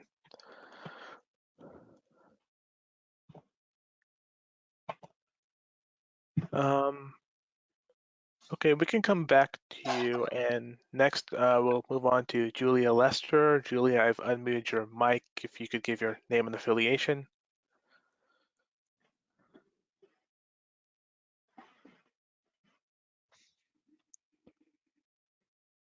Julia, it says you're muted on your end, so if you could unmute yourself, if you should be able to speak. I wonder if it's a problem on our side, Paul. Yeah, I'll try one more person, then I'll see if it's on our end. Kevin McGuy, I've unmuted your mic. If you could unmute yourself and give your name and affiliation. Yeah. Kevin, can Okay, you? Can you guys hear me? You can, yes. Okay, great. Thanks. Can you? This is a new slide, the one that's showing right now. It wasn't in the online, and this one in the previous one. Can you put it on the previous slide briefly? I had a question about This one? that. Yeah. Yeah. So for looking at the curve here, it looks like you're assuming that the normal turnover of trucks will just continue at its regular rate, but to zero emission drayage trucks. I don't think that that's realistic. I think what you're actually going to see is everybody purchasing prior to 2023 and holding onto those trucks for as long as they can and using them for as long as they can. So I don't think you're going to get that early turnover as best you can, or as kind of this early. I think you're going to see it really, actually emissions probably going up or staying flat at best until probably those trucks fall out of service because of the 18-year time limit. And I see your face there, Tony. Am I making sense? No. Yeah. I hear you. No, I'm so sorry about that. I'm trying to get closer to hear it better. Okay, sorry about I don't know, Jessica, if you want to say something, but you're basically saying that you anticipate that prior to 2023, fleets potentially will upgrade to newer trucks to buy themselves more time. Yeah. Just because of the uncertainty moving forward, and then of the technology and of the cost moving forward. So. Right. So. Good. Jessica, do you want to jump in? We also have looked at that, and we're looking at, that's part of why we're looking at to establish the baseline to visit in 2023. We're looking at how we address the legacy fleet, whether that's the 18 years in the odometer. The other options are, how those incentive programs play into this, I think will be kind of another component, of those trucks that are going to be able to take advantage of that. So we recognize that, and so we're open to additional input. Really, the soonest we can get out there would be in 2023. As you see, we're in already March of 2021.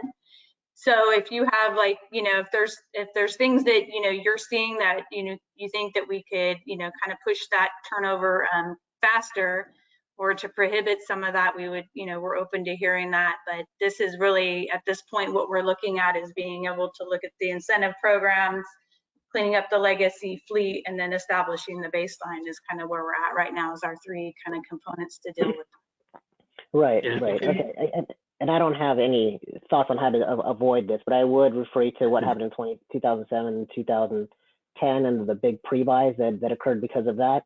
And I think this might even be a bigger pre-buy. I just don't want you to overstate the anticipated emission reductions when it comes to the decision-making process. If people are looking at this as a way to get near-term emission reductions, because it shows that there are near-term emission reductions here. I don't think that that's going to happen. So I don't want the emissions to be oversold here for the program, when historically there has been pre-buys.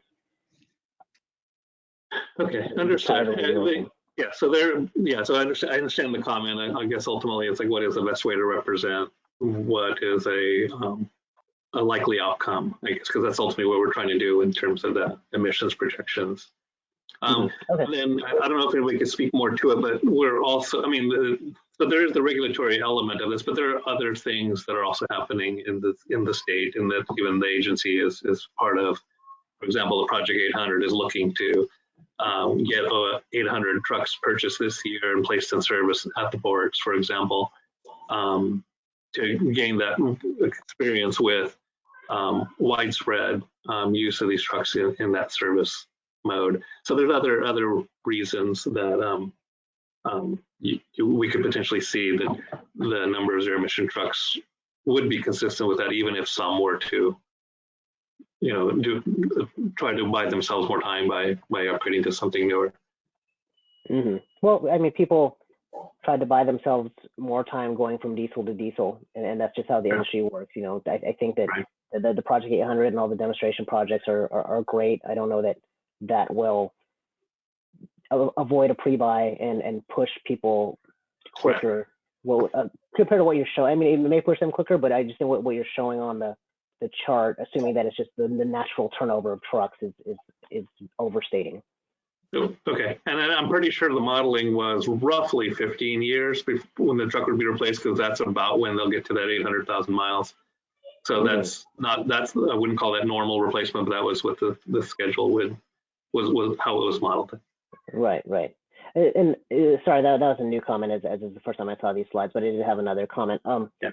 There was a recent study by Metrans that showed it kind of analyzed the operational constraints of zero emission trucks versus the existing diesel technologies. And one of the findings was that if you had a fleet of 19 drayage trucks today, the diesel, that you would need a total of 36 trucks to replace that diesel fleet. And a quarter of them would still be diesel because of, the zero emission, the plug-in trucks just can't do some of the hauls. But it just kind of shows the not one-to-one replacement with today's current technologies. I know that technology is going to be better, but that's a good sized fleet of 19. I'm worried about the 5 or less trucks fleets. Are there going to be small fleet exemptions?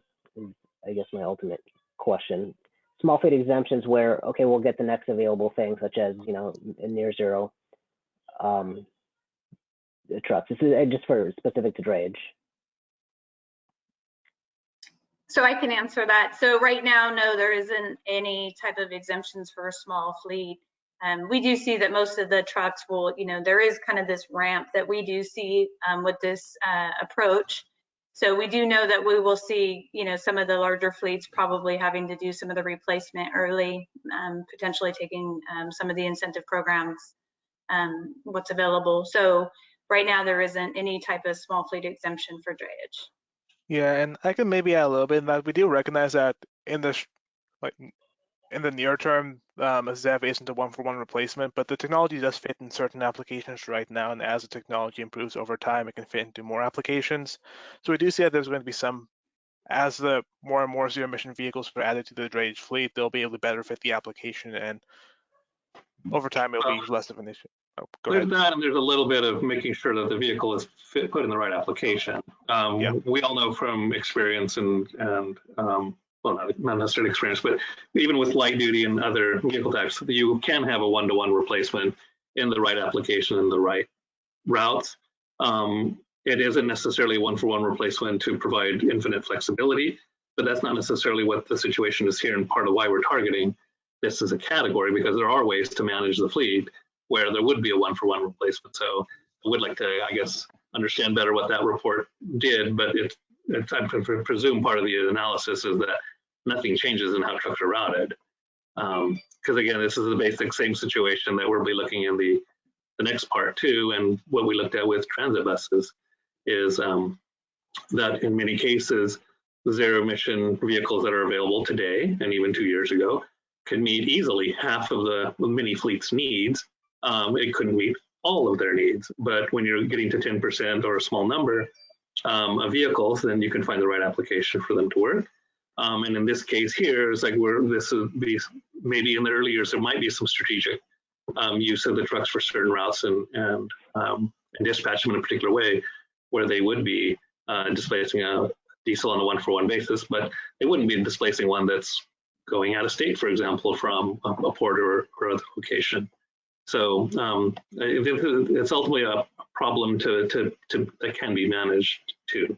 And then as Paul mentioned, as technology continues to improve, and the flexibility and frankly, expansion of infrastructure to support the vehicles too is going to be part of the end solution. And Kevin, I can send you and Paul the report. I was going to ask you what year that report was, and if you want to send it our way, I mean, I can always try to find it, but what year was that report done? And I can look. It was released earlier this year. Okay, thank you. And I'll send that to you, Tony. Appreciate it.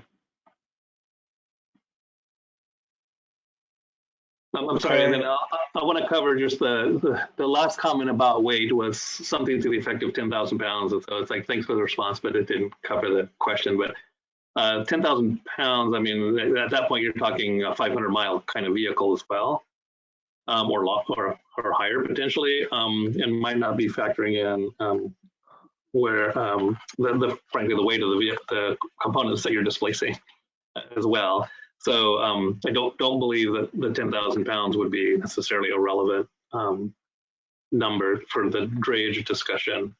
But weight is definitely an issue to be factored in, I think, into our thinking. Okay, Paul, go ahead. Okay, we have a few more hands raised. Next, Matt Trapp. Matt, I've unmuted your mic. If you could unmute yourself, give your name and affiliation, and after that, we'll do Peter Ogorowski and Nico Bucom. Hi, thanks, guys. Can you hear me? Yep. Yes. Fantastic. Thanks for doing this. Love spending a good Tuesday night with my favorite agency. Can you guys pop back to the slide? I don't remember the number it was, but it was about the population using the MFAC drayage numbers for LA Long Beach. Yeah, there we go.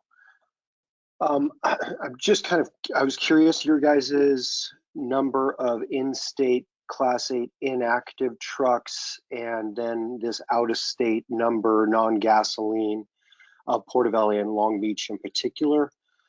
When I look at the truck activity reports from the Port of Long Beach at a minimum, I mean, they have 18,671 trucks with LA or Long Beach access. So, and that constitutes just a full move during the particular month. This last statistic came from January of 2021. So, you know, I don't want to belabor this, but I'm just curious if you guys can elaborate a little further in where the population numbers were or how they're being presented here. And then on the next slide, where it has the total population, now it's well over 25,000. I assume that's taking into account, I'm not sure exactly. So if you could just briefly touch on how you guys arrived at these numbers, and then as long as in the second slide that Kevin was referring to would be helpful. Okay. Well, we have Stephanie is on the line from our modeling. So let me see if we can grab Stephanie. If not, I will answer the question. So Stephanie, are you available to answer that? Yeah, sure. Can you guys hear me? Mm-hmm. Yes. Okay. Yeah, so the number, I mean, like in AMFAC, because we are not just using like any truck that appears at port and we count it as a drayage truck, because we need to consider like the annual emission or like vehicle activity.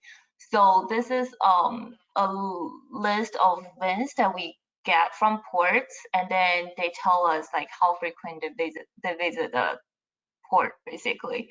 And then the polar number is those, as you can see for the slide, like they have more than 112 visits per year, and then we consider them in the MFAC drayage category. And then for those infrequent visitors or like out of state or other like gasoline trucks, they are still considered as trucks. And in fact, they're just not part of the drayage inventory.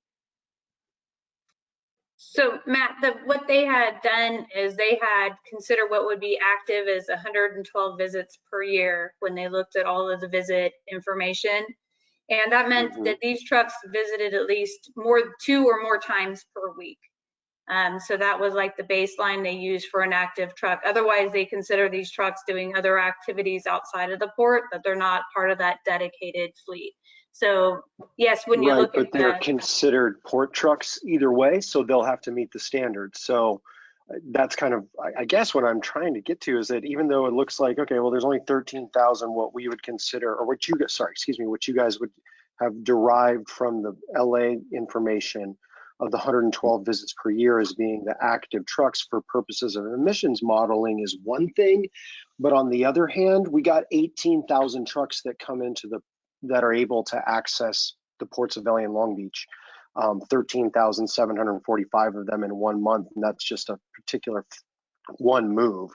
So I think that there's more perhaps vehicles that will need to meet this standard, even though they're doing other stuff maybe during the year, or during the month, or during the week. If you come into port property, as you mentioned, I haven't heard anything relative to any type of exemptions. So just wanted to point that out. That truck activity information is pretty readily available on the port's Clean Trucks program for, at least in Long Beach. Pretty easy to find, just straight down at the popular links at Truck Activity Report. So just some interesting information. Thank you. Okay, thank you. Okay. Okay, next we have Peter Okarowski. I've unmuted your mic. If you could unmute yourself and give your name and affiliation. Hi, it's Peter Okarowski, and I work for the Freight Railroads. Hi, Jessica and Tony. I was wondering if I could follow up on what Kevin said and ask, would it be possible to get the updated slides uploaded tomorrow morning so we can take a look at them? I just pulled them just to see if they had been done, and I still don't see those emission slides online. So that's all. Yeah. Thanks. Okay. Paul, you want to take that one? Yeah, by my understanding, we uploaded the overall presentation last Friday and the emission slides on Monday. We re-uploaded them this morning to correct a couple of errors, but by my understanding, they should both be online. We can post a link in chat in case you... Yeah. So they're online as separate. The inventory ones are together in the second presentation. Paul went ahead and interspersed them here since it would be more conducive to the discussion. Yeah. It would be good if they could be on. And also, I don't know if anyone else is having this issue, but I'm watching it on an iPad and I don't see any chat. I don't see any information in the chat. So perhaps that's a setting. And if others are seeing it, then it's just an issue with me. So maybe somebody else could quickly weigh in. Does anybody else see anything on the chat? And I'll mute myself now. Thanks, Tony. So I can answer that. This is Craig. People submitting questions are using the question feature and not the chat feature.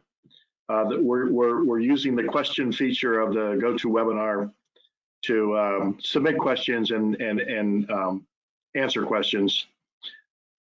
So that's where you need to look.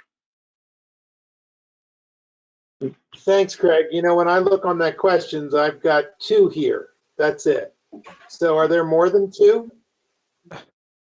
Yeah, I think you can only see the ones you've submitted. We see the ones on our end from everyone. I think that's a GoToWebinar setting or how it's set up in GoToWebinar. Okay, I haven't submitted any written questions. That's why I asked. Thanks for clarifying that, guys. Okay. Okay. Yeah, and to an extent, we're taking a number of the written ones and just verbally responding to them as well. That's part of it. Okay. Okay. So should we take one more and then go to the next part? I guess 2 more. I think we've had some people for the hand raise. So Okay. Nico, I've unmuted your mic. If you go ahead and give your question, and Ranji, George, you'll be after Nico. Okay, I think you can hear me. Yep. Yes.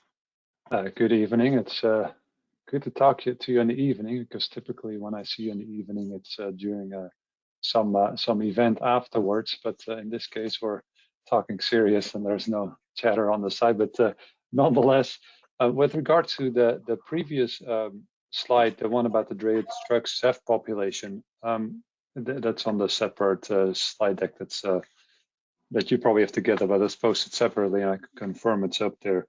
In the context of, I know that the mention was made earlier in the presentation, not in this part, that there are intra-agency discussions about infrastructure. But I think the infrastructure component should not be underestimated with regard to what this graph shows. Typically, my understanding is that truck operators pretty much only purchase if they have a certainty about infrastructure. Now, let's say that and this slide basically shows this graph that in early years, the number of trucks increases by about 1,000 a year, then it goes to 2,000 a year, then it goes to 3,000 a year, and then it tapers off after 2031 or 2032. And this applies to all zero emission trucks across the board.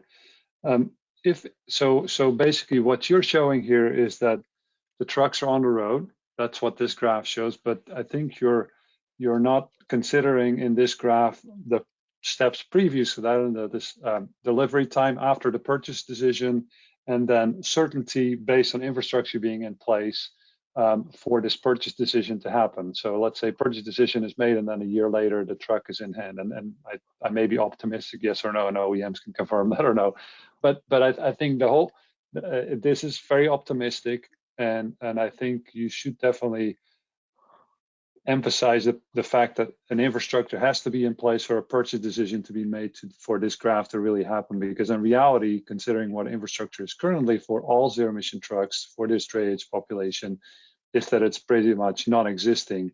And if this is supposed to happen, there has to be taken action on the infrastructure side now or yesterday, and then this curve may occur as it is right now. Because right now, I think you may be setting yourself up for a problem on your end because you're setting a goal that's not achievable, and I'm not sure if this is realistic. So it's partially a question on how will the infrastructure be addressed, but also a comment on like make sure you do consider the infrastructure and all of this, because it will have a very significant effect on your curve as you show it, or as you show it in this graph.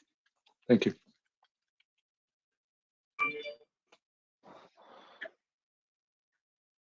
Okay.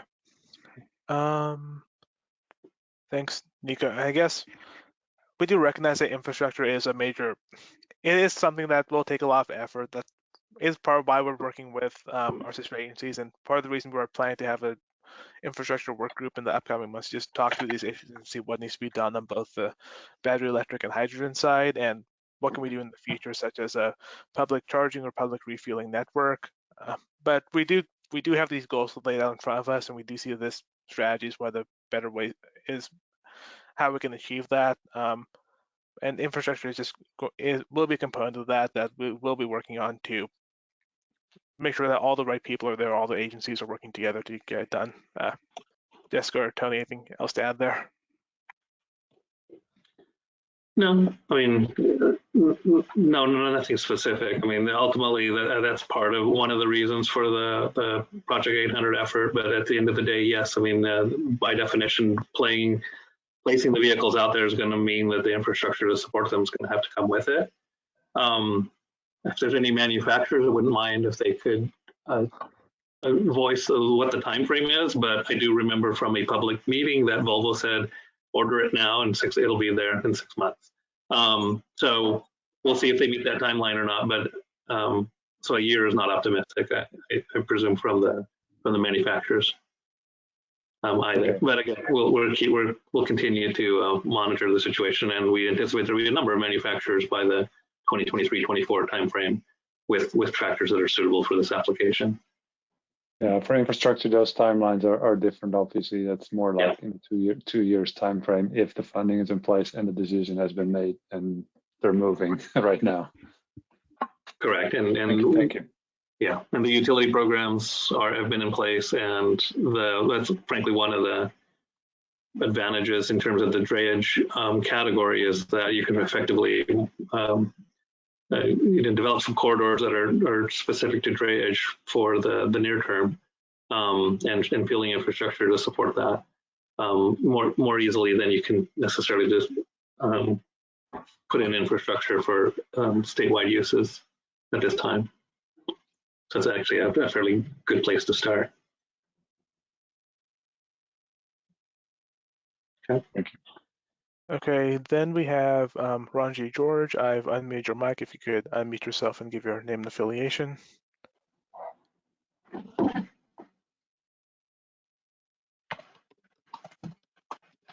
It says you're unmuted on your end, so if you could unmute yourself, then we could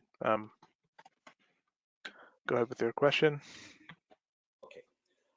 Yes, my name is Ranji George. I am previously a scientist with the South Coast AQMD. I was we were the first to work on the battery, and then 4 years later, fuel cell technologies. I'm pleased to know it has come a long way since then. I have a specific question on battery chemistry. I want to compliment the ARB staff with moving strongly forward with this ZEV regulation for fleets. I would encourage you to ban cobalt, because cobalt is on ARB's toxic list, and even Tesla made a public announcement they are moving away from cobalt. And almost all the battery manufacturers, as far as I can understand, are working on alternate technologies to cobalt. But ARB is, sorry to say, is very silent about it.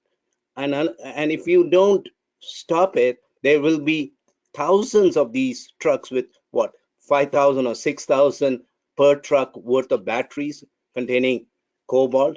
I'm not saying all of it is cobalt, but a good proportion is.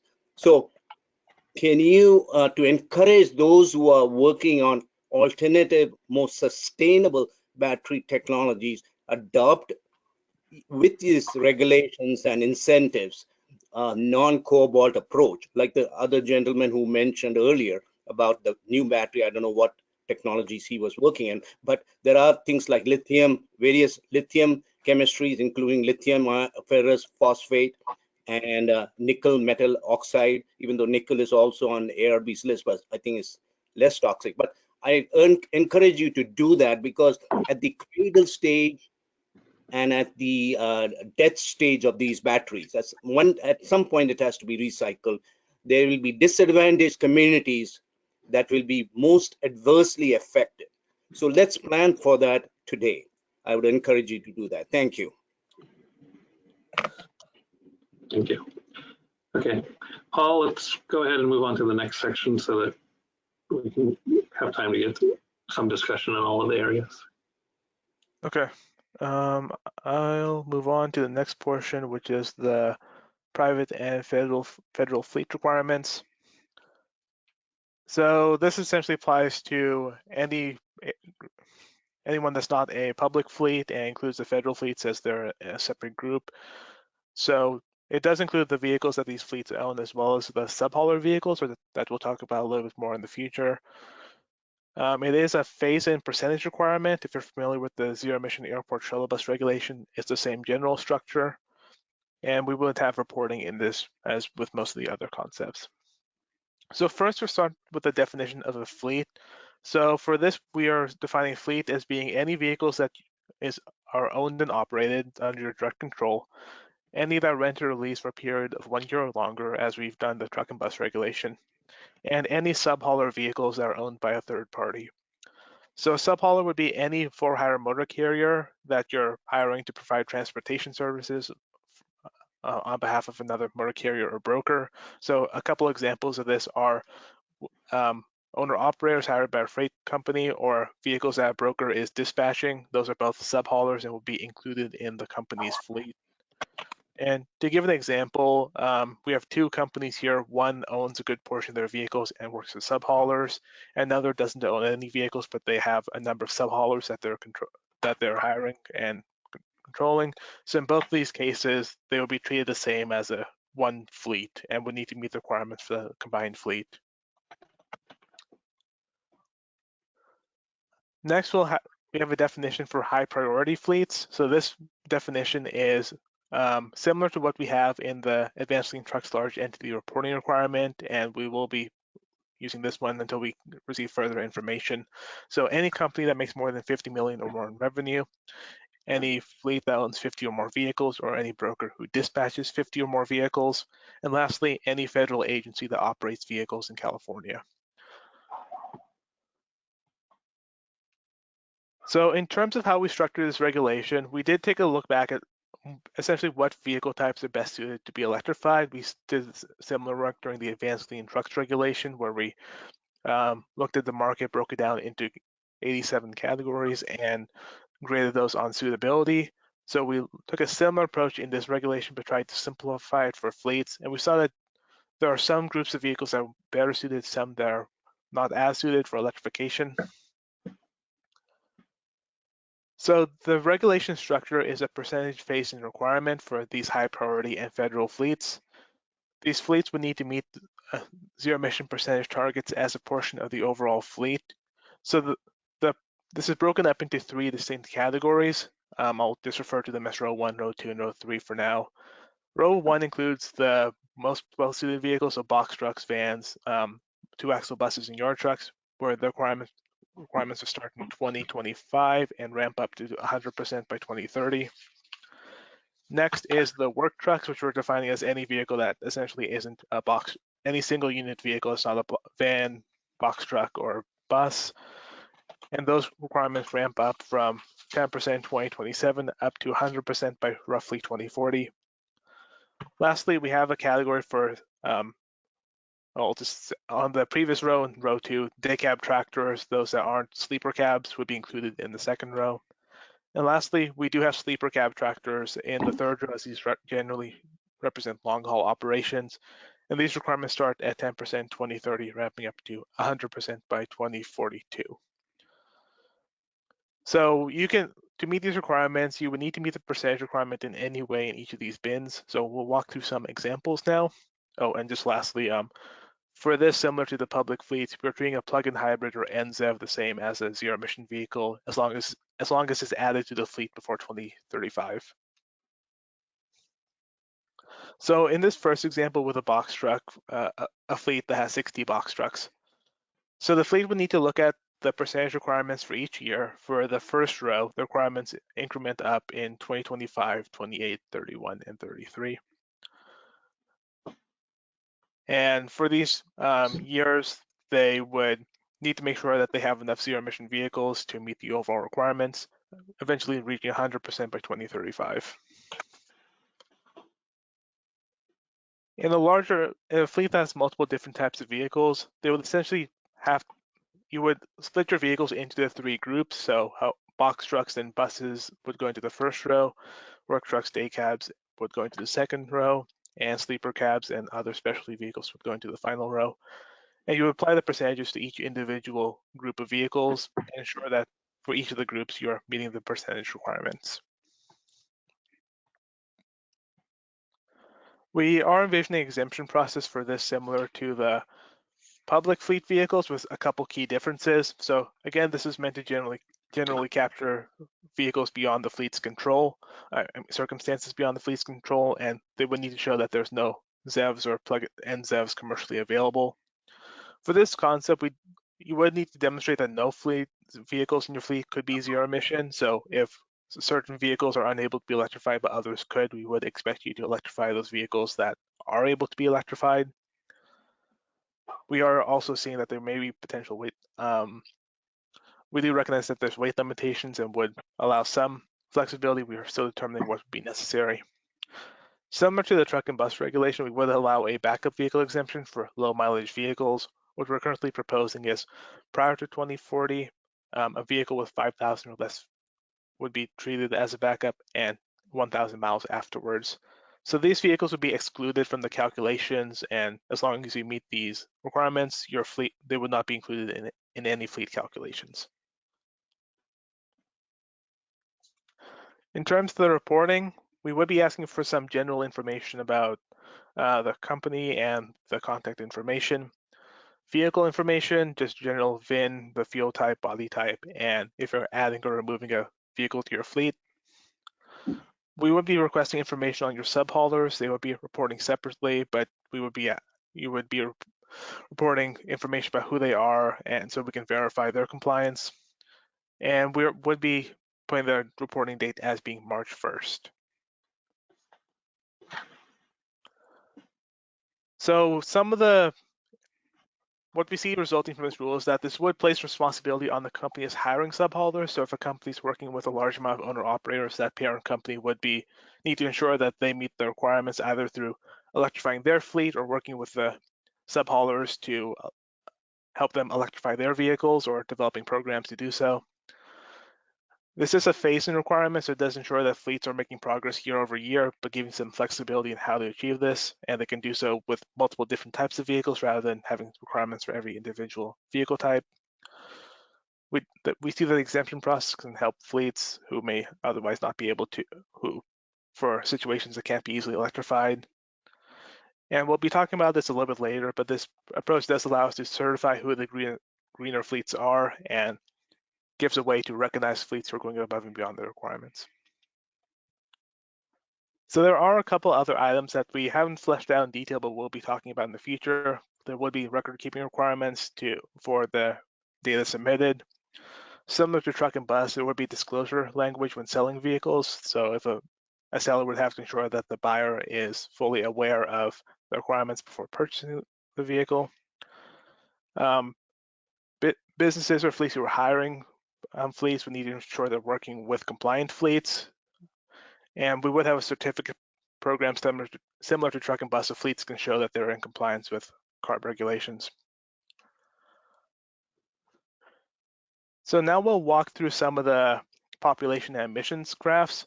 So first is illustrating the population over time. You can see that the ZEV population illustrated in green increases upwards over time in a stepwise manner to eventually 100% zero emission. For the high priority population, this is anticipated to exceed the amount of ZEVs that these fleets would purchase under advanced clean trucks. For the emission reductions, the NOx emissions are expected to decline downwards in a stepwise manner and eventually achieve additional emission reductions above and beyond advanced clean trucks and other regulations. Okay, before we wrap up this section, we have some emission graphs to go over all the programs together.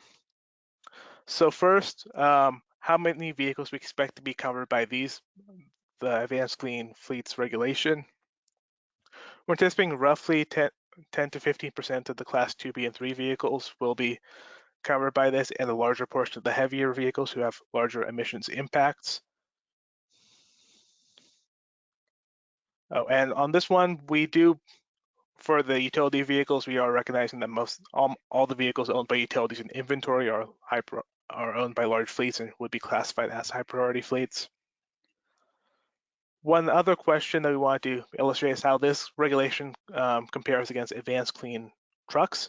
So with the different components of this rule illustrated in the green, blue, and white portions, we do anticipate that this rule will achieve more zero emission vehicles than what the advanced clean trucks rule required, out to 2035 at least, and this is how the different portions compare.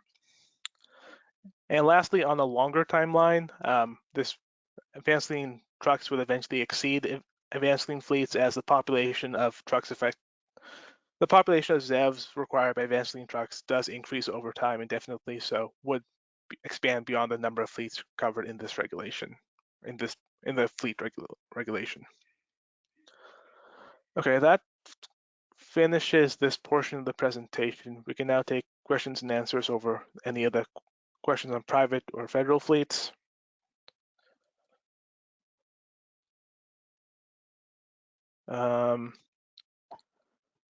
Okay, so we have a few hands up again. Sean Edgar, I've unmuted your mic. If you could give your name and affiliation, and after that, Jimmy O'Day. Oh, sorry, Sean. Okay? Now you're unmuted on our end. If you could unmute yourself, and yeah, there you are. Great, Paul. Can you hear me now? Yep. Great. Thank you very much. So a couple thank yous. Thank you for getting the base slide deck out at the end of last week. That was kind of helpful to get our brains around it, and especially gave me a chance to get my blood pressure medication taken on time. So, that was very much appreciated. Also, thanks for beginning to do the modeling, talking about environmental benefit and existing truck inventories.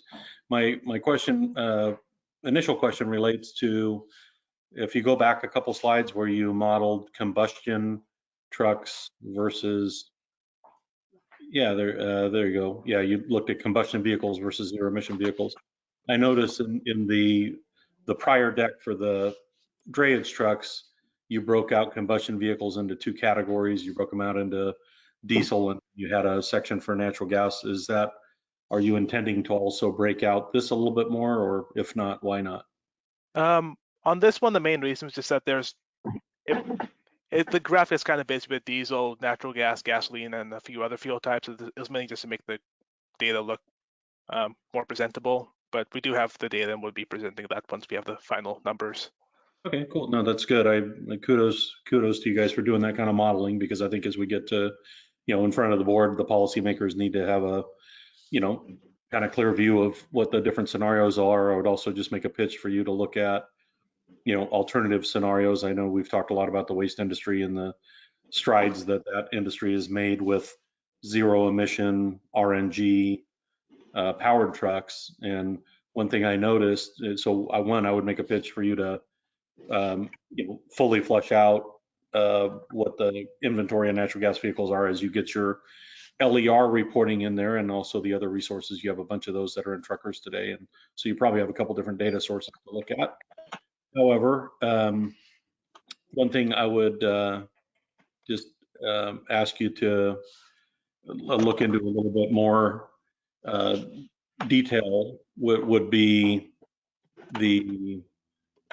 I don't see on here greenhouse gas benefits. I noticed I saw a couple slides on talking about NOx benefits, and I think hands down, RNG fueled vehicles that are carbon negative, or you're looking at NOx, but you're also, if I understand the thrust of the rule, was about short-lived climate pollutants and about greenhouse gas, and I just don't see slides. As staff, for the purpose of these workshop phase, are you looking to try and model scenarios of both NOx and greenhouse gas benefits, or why am I not seeing greenhouse gas in here? Because I know for a fact that carbon negative fleets are the best choice that heavy duty truck fleets like refuse could make today. So I'm just wondering why that's not presented.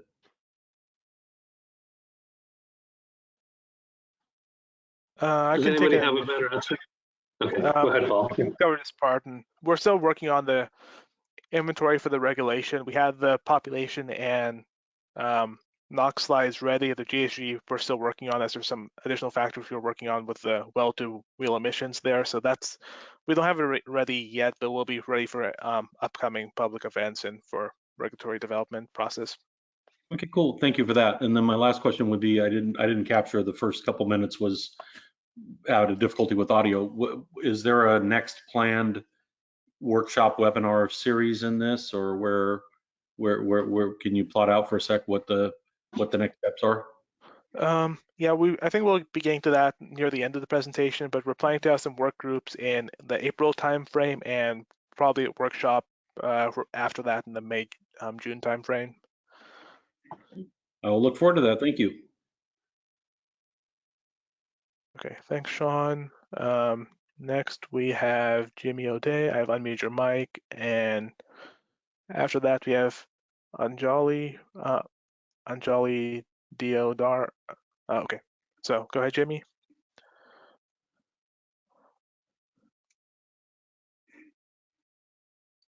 We're not hearing anything on our end that says you're unmuted. Oh.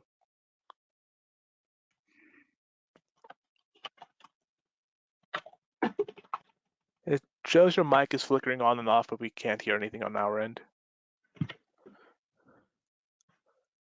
Okay, we can come back to you. Okay, then next we have Anjali. I have unmuted your mic. If you could give your name and affiliation. Sure, can you hear me? Yep. Okay, great, thank you. My name is Anjali and I work for Viatech. We're a manufacturer of electrification solutions for work trucks.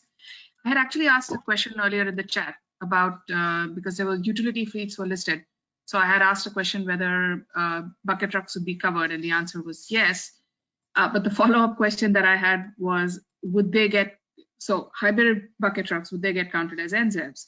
And the answer to that was that the definition of NZEV matches the definition that was in the advanced clean trucks, which is a hybrid electric vehicle with a minimum all-electric range.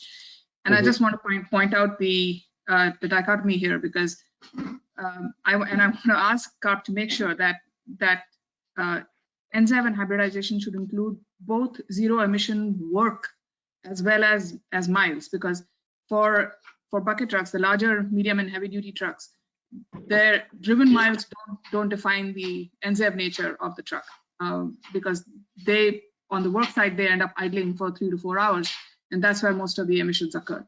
So unless we have some way of counting hybridized bucket trucks as NZEVs, which doesn't fit in the current definition, I think we'll be missing out on a fairly large opportunity. Okay. Yeah. So, well, okay. Then this is Tony said, like, to an extent, it's. I guess we could provide some more information, but I can tell you our general thinking, both in the manufacturer requirement and now, is that I mean, we understand the application. You can use a battery to supplement, to in essence operate the boom or the bucket, and that is a commercial technology already, and we do see benefits in it. But if you have a zero emission vehicle to begin with, then you would in essence be using effectively the same system. And at the end goal is to ultimately get to zero emission everywhere feasible. So by not necessarily including it in this transition doesn't mean we don't recognize that there's benefits associated with it. and frankly, the funding programs and other things have gotten quite a few of them out there. But ultimately, going to all zero emission is the best solution, and what the goal and purpose of this this strategy is.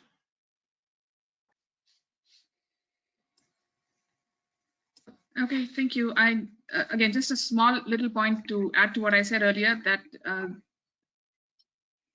this would end up, and you're right, it does, some of the funding programs do recognize that, but every time it sort of points itself back to the NZEB definition, it tends to leave out the work, zero emission work point of view, and the fact that this can impact not just new hybrid trucks that go out there, but can also potentially be a retrofit on existing trucks, also gets lost in the conversation. So I'll mute myself now, but I just wanted to make sure that it gets recognized, because quite often it doesn't, and the focus ultimately ends up being consistently on miles driven. And so that's it. Thank you.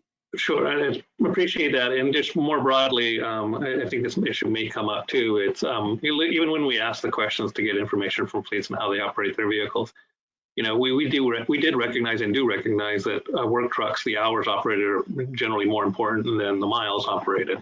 But even in there, we try to simplify things, and I think we're going to follow up with individual uses and types of trucks as a mechanism to better understand what the implications are, both in emissions and costs and other things associated with electrifying the work trucks.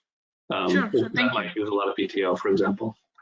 Absolutely, and we're manufacturers, not fleets, but we're happy to be engaged in that conversation and provide a lot of information, because we've done the baseline research on a lot of these things. So yeah, I'd be happy to do that with you guys.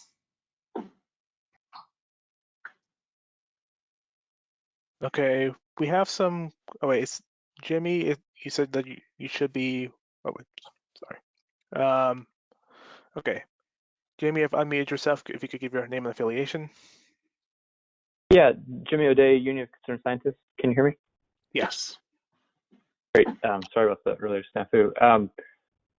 Yeah, thanks a lot for these slides and I guess the work that went into them and giving them to us early. I guess the inventory stuff is where I'm thinking the very last slide.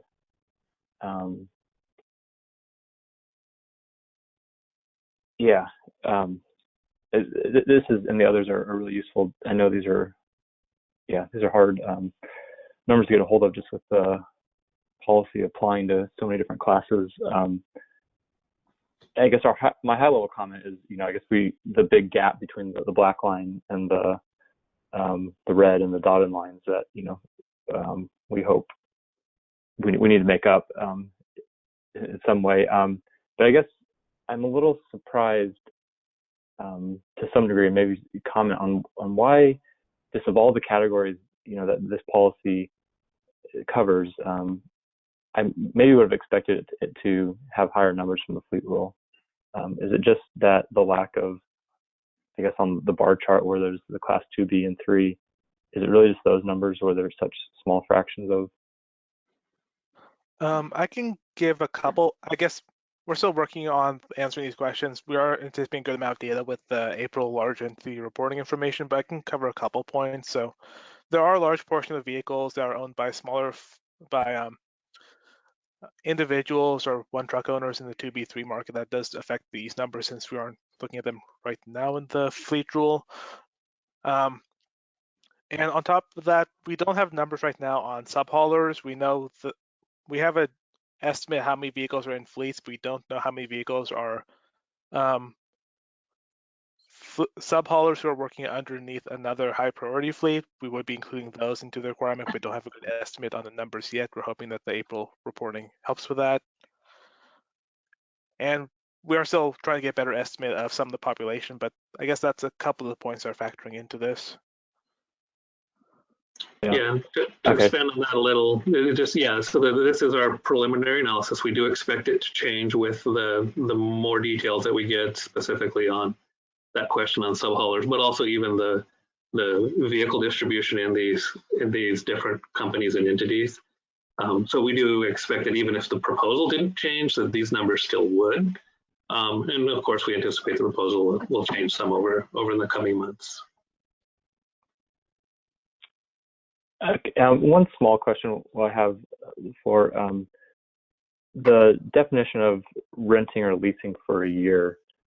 Can you maybe say more about that? And I guess I'm just trying to think through, like, is somebody only leased for, 11 months and 29 days or something? Like, is that a way to get around that? Yeah, so in that scenario, 1 month is, 1 year is kind of a line. If you're under that, if you're over that, it's the fleet who's renting the vehicle's responsibility. If you're under that, then the rental company would need to meet the requirements. So if you have a large rental fleet, they would be responsible for the ones on short-term leases, while the fleet who's leasing them is responsible for the long-term ones. Okay, that makes sense.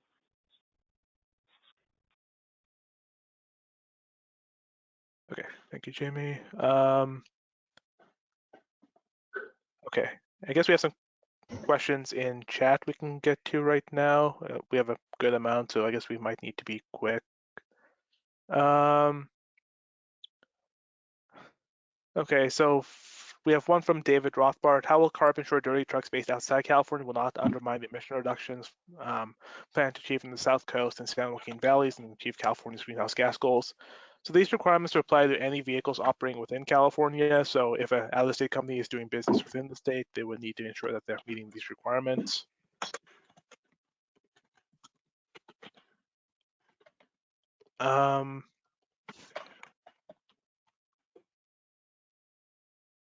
With vehicles, this is from Baskin Kasakian, with vehicles under ACF being more than afforded by ACT as illustrated by the wedge area charts, will there be revisiting of ACT targets to ensure that vehicles will be manufactured and available for purchase? I think we will be looking at the advanced clean trucks requirement to see what more we can do there, and if that's a different way to get the numbers. We don't think that the regulations will be completely aligned for the entire period, but we do see that alignment between them in the early years makes sense. But we will be looking at how this rule and advanced clean trucks interact and whether any of them need any changes. Yeah, and broadly, I think you can see as part of the proposal is we see the regulation as being another foundation to provide some certainty to start growing the market. Clearly, there are other levers that can be pulled to facilitate and expand the ZEV adoption. And then one thing not to be lost is that our analysis a year ago, I anticipate it'll be somewhat similar going forward, but also analyses done by industry groups and others to show that the economics are favoring the electrification longer term. And so to an extent, we anticipate that the economics will also start driving the market once it's a little bit more established. So all of those kind of fit together. So it isn't necessarily a goal of this particular effort to necessarily have the regulation itself drive all of the ZEV sales. It is one of the arrows, I guess, in our quiver, I guess, to get to that same end goal. So there's other ways there's other mechanisms, other things that can work together to get us to the overall end goal. Okay, we have a question from Scott Hederich. What about cost of the vehicles, for example, 3 times in cost, but available for sale? Does that meet the commercially available scope? So at the moment, we don't have a cost criteria in the exemption slide. We will be evaluating costs throughout this regulatory process, both cost to the individual vehicle costs, fleet costs, and overall statewide costs. In general, what we've found in the past, and numerous other studies have found, is that we do expect a price premium in the initial years, probably not 3 times as much, maybe 30 to 50%, which will decline over time, and that the total cost of ownership for the vehicles will be, for the zero emission vehicles, will generally be lower due to lower fuel costs, low carbon fuel standard credits, and lower maintenance expenses. So we will be looking at that, but that is one area that we do think that there's a positive payoff for the fleet at the end of the day. Yeah, and those are these are general statements and broad statements. So we do ultimately see the economic potential there. And of course, that's going to be based on your usage and other factors. So it's not going to be the same for every situation. And then we anticipate that for different vehicle categories and vehicle types, it's going to vary as well. I mean, we're seeing some announcements of vehicles that are fully commercial coming in at considerably lower incremental costs than we were anticipating even a couple of years ago. In other categories where there's a fairly small number and there are early demonstrations that those incremental costs are still relatively high, and we do expect that to change with increasing sales and some volume. And again, that's part of the purpose of providing some certainty in terms of a regulatory framework, but also can be supplemented by the other policies in terms of facilitating the market and helping offset some of these early upfront costs. Okay, we have a couple questions from Catherine Larson. What is the rationale for doing a suitability analysis for private fleet vehicles but not public vehicles? Well, the exemption process seems like it could provide recourse. It would appear to require public fleets to jump through more hoops. Is this analysis something staff is open to doing after the inventory is complete? Yeah. I guess I'll give a general answer, and Tony, feel free to jump in. For the private fleets, you are capturing a lot of different fleet types, a variety of different fleets, and I do recognize that public fleets have a variety of different vehicles as well, but there's a lot of different businesses, and we are trying to work backward from the goal set to us from our board. So we have 2035, 2040, and 2045 targets, and the targets we laid out on the schedules are meant to achieve that. For public fleets, the proposal with the purchase requirement does have some flexibility in it, where fleets have some options in how to meet the requirements, or they can with which vehicles to purchase and which ones to hold on to. So that's one consideration, and I guess that's one component of that. I don't need anything to add there. Well, yeah, I mean, when we actually did look at the suitability, public fleet and use was part of that. And we also have fairly dated information that shows that most public fleet vehicles aren't actually driven all that far or all that many miles per year, which isn't necessarily favorable for the fuel savings part of the discussion. So it was factored in. And frankly, the information that we're collecting in April, all public agencies need to be reporting that information. So we will have more detail and a better understanding that's up to date in terms of how these vehicles are being operated based on that information. And then, yeah, we will be using that to inform our recommendations and decisions going forward. And then I'll go ahead and just put a plug in. I mean, the other purpose of that is to try to use that to generalize and understand what the implications are of these proposals, but also to identify the different types of fleets that we want to spend a little bit more time with and meet with separately to better understand whether their particular operation is typical or even atypical, and then ultimately what are the implications of the way the structure of the proposal is, and what does it mean to, I think, address some of these questions. So yeah, we will be looking at that across the board in all of the fleet categories. Okay, we have one more from Catherine. What's the rationale for providing low mileage backup exclusion for private but not public? So because the private requirement is a fleet requirement, there is fleets where there is no way for a backup vehicle to exist unless they count that as an overall vehicle. For public fleets, because there's no turnover requirement, you can keep those backup vehicles in your fleet indefinitely, so there's no need for additional provisions, since you can just keep them without any requirements. Yeah, and this is Craig. I just wanted to read a question from Steve Thompson. It says, if we are allowed an extra 2,000 pounds over the current 80,000 pounds for EVs, what axle or axle group will be allowed the additional capacity or combination thereof? And the answer is the 2,000 pounds is applied to the whole vehicle. So as long as the gross vehicle weight rating of the vehicle is, can manage the extra weight, it's the extra 2,000 pounds is literally written into the vehicle code, allowing you extra weight for EVs.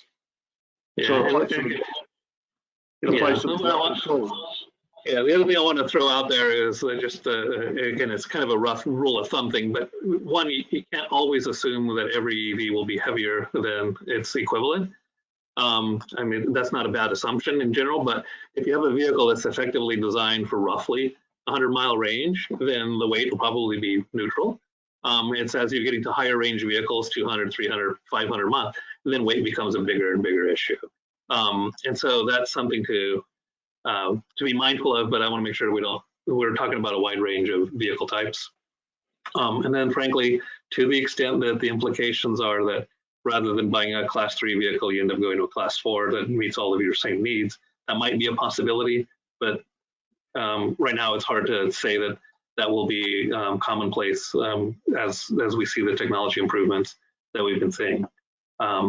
So yeah, not all zero emission vehicles are actually heavier than their combustion counterpart. It really does depend on a variety of factors. So that the weight issue will be most significant for the tractor category, especially for longer distance.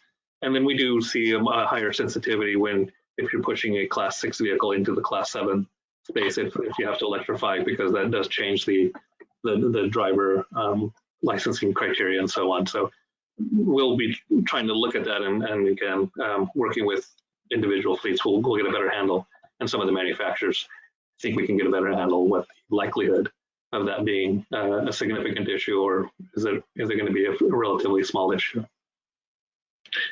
Yeah, and let me just ask one more question. This is from Urvashi Nagrani. And the question is, what would happen to fleets that grow over time? Example, Amazon or other merchants with small fleets now intending to double fleet over the course of this rule. Is there anything to cap the amount of fossil fuel vehicles at present levels to economic growth? I'm sorry, so economic growth doesn't lead to more pollution? Well, and the percentages that we provided, it provides a cap implicitly, so that based on your fleet size, the percentages would require you to, have a certain number of zero emission vehicles to meet those percentages. Yeah, so it's implied in this structure, and part of the reason we took this structure is a straight purchase requirement simply would not work when you're trying to address a combination fleet, because ultimately you have multiple companies actually working together as one fleet, and then to set a straight purchase requirement doesn't ultimately make sense if the partners that the primary company works with changes over time. It's just not workable. So that is another reason we chose to approach this differently. I think getting at some of the other questions, this particular approach ultimately does require some minimum replacement to ultimately meet the ZEV requirement, or minimum purchases, because you can potentially meet it if you're going very rapidly. But this approach also provides a lot of flexibility that allows a company with 100 vehicles to choose which ones it does first. So it can pick the easy ones first and then get to the more challenging ones later when the technology is better and so on. This also provides a little bit of flexibility too in working with fleets in terms of, hey, if you have a lot of vehicles that can be electrified, then you can use your cost basis and your payback potential as a criteria for choosing a vehicle to electrify a vehicle over another. And so this particular approach does provide some of that flexibility, but does have either a minimum requirement to upgrade certain vehicles so that you can't just not do anything. And this works whether you're expanding or just replacing vehicles.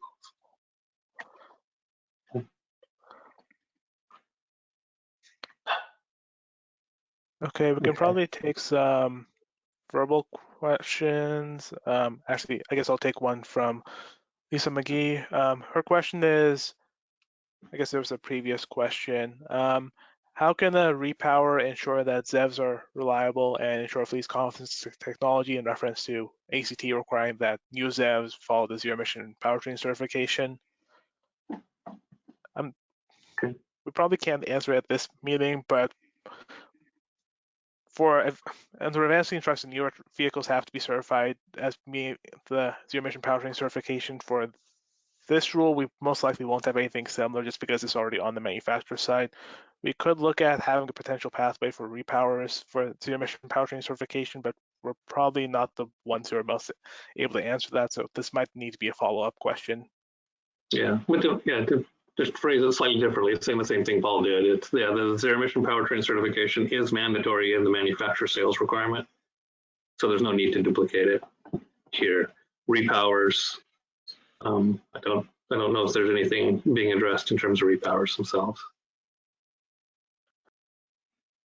Okay, so I'll take some verbal questions. So first we have Stephen Jepson. After that, Mike Waters. So Stephen, I've unmuted your mic. If you could unmute yourself and give your name and affiliation.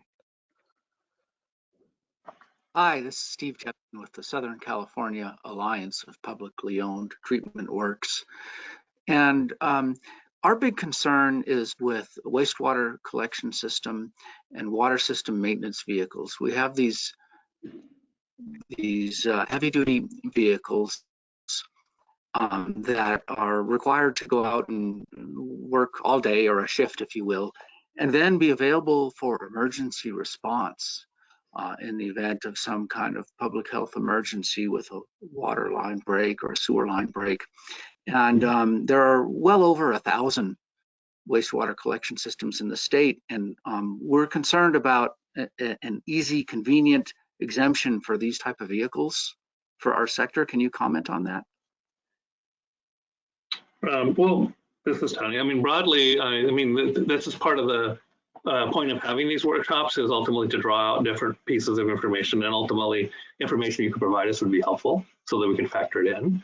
So again, I think broadly we kind of try to touch on is like, yeah, we're not looking to create a safety issue in terms of the goals associated with this proposal. At the same time, I guess I want to make sure that I kind of say is like, I have a reason to believe that electric vehicle will be able to be fueled fairly quickly and used more like a conventional vehicle is today in the future. So even though that's not maybe in the next 5 years, when we're talking at these points in time where more than half of your vehicles might be zero emission in the 2030, 35 timeframe, then if you have relatively fast fueling, you can use the vehicle the way you do it today, charge it up quickly in 20, 30 minutes, and then have it available for the emergency use, then that wouldn't necessarily present a problem. And so ultimately, one, understanding the use and how many vehicles and what type that you have in that application would be helpful. But at the end of the day, long term, it might not be an issue. But again, I think one of the things we're signaling here or indicating that we've also done in the past is we can build in provisions to make sure that if it still is an issue when it comes time to replace those vehicles, 7, 10 years down the road, that we build into the regulation a way to handle it. And if it's not needed, then it's not needed. So yeah, ultimately we need a little more information. We'll look to have some continuing discussions on some of that detail. And I anticipate that some of the information we'll receive in this reporting data in April will provide us some clues, I think, as well. So appreciate it. And again, Thank you, Tony. Yeah, we definitely will. Okay. Yeah, anybody who's participating today and in the future, by all means, we're available after this meeting, available by email and phone, and we'll meet with people individually as well to better understand some of these details. Excellent. Thank you. Sorry, small and medium-sized vehicles. Oh, thank you, Tony. Our sector doesn't have an issue with small and medium-sized vehicles. It's the specialized heavy-duty pumping and cleaning equipment that's used on a regular basis that is so important to us. Well, correct. And one thing I guess I want to point out, because as you might have noticed on the slide, we put in the 2030 timeframe that specialized vehicles would be kind of addressed in that timeframe, partly recognizing that those are going to be, there'll probably be fewer options in the early timeframe, but we're still trying to look at specialty vehicles as a category. We do recognize that there are a number of vehicles that are built on special chassis that aren't even a relatively standard truck chassis, and we think those need different consideration potentially than a vehicle type that just has a different body on a fairly standard truck chassis as well. So we're still looking into those kinds of issues as well, even though we didn't discuss anything specific today. Very good, thank you. Mm-hmm. Okay, next we have Sorry, I thought. Okay. Next we have Nakash Palathamvid. I've unmuted your mic. If you could give your name and affiliation. Hi, this is Nakash Palathamvid from Comments. Can you hear me okay? Yep. Yeah. So my question is related to NZEBs and how they are treated differently between the ACT and ACF rule. So you're giving full credit for NZEBs in ACF until 2035, but NZEBs get only partial credit in ACT. So are you planning to align the two where you would give full credit for NZEBs in the ACT rule as well?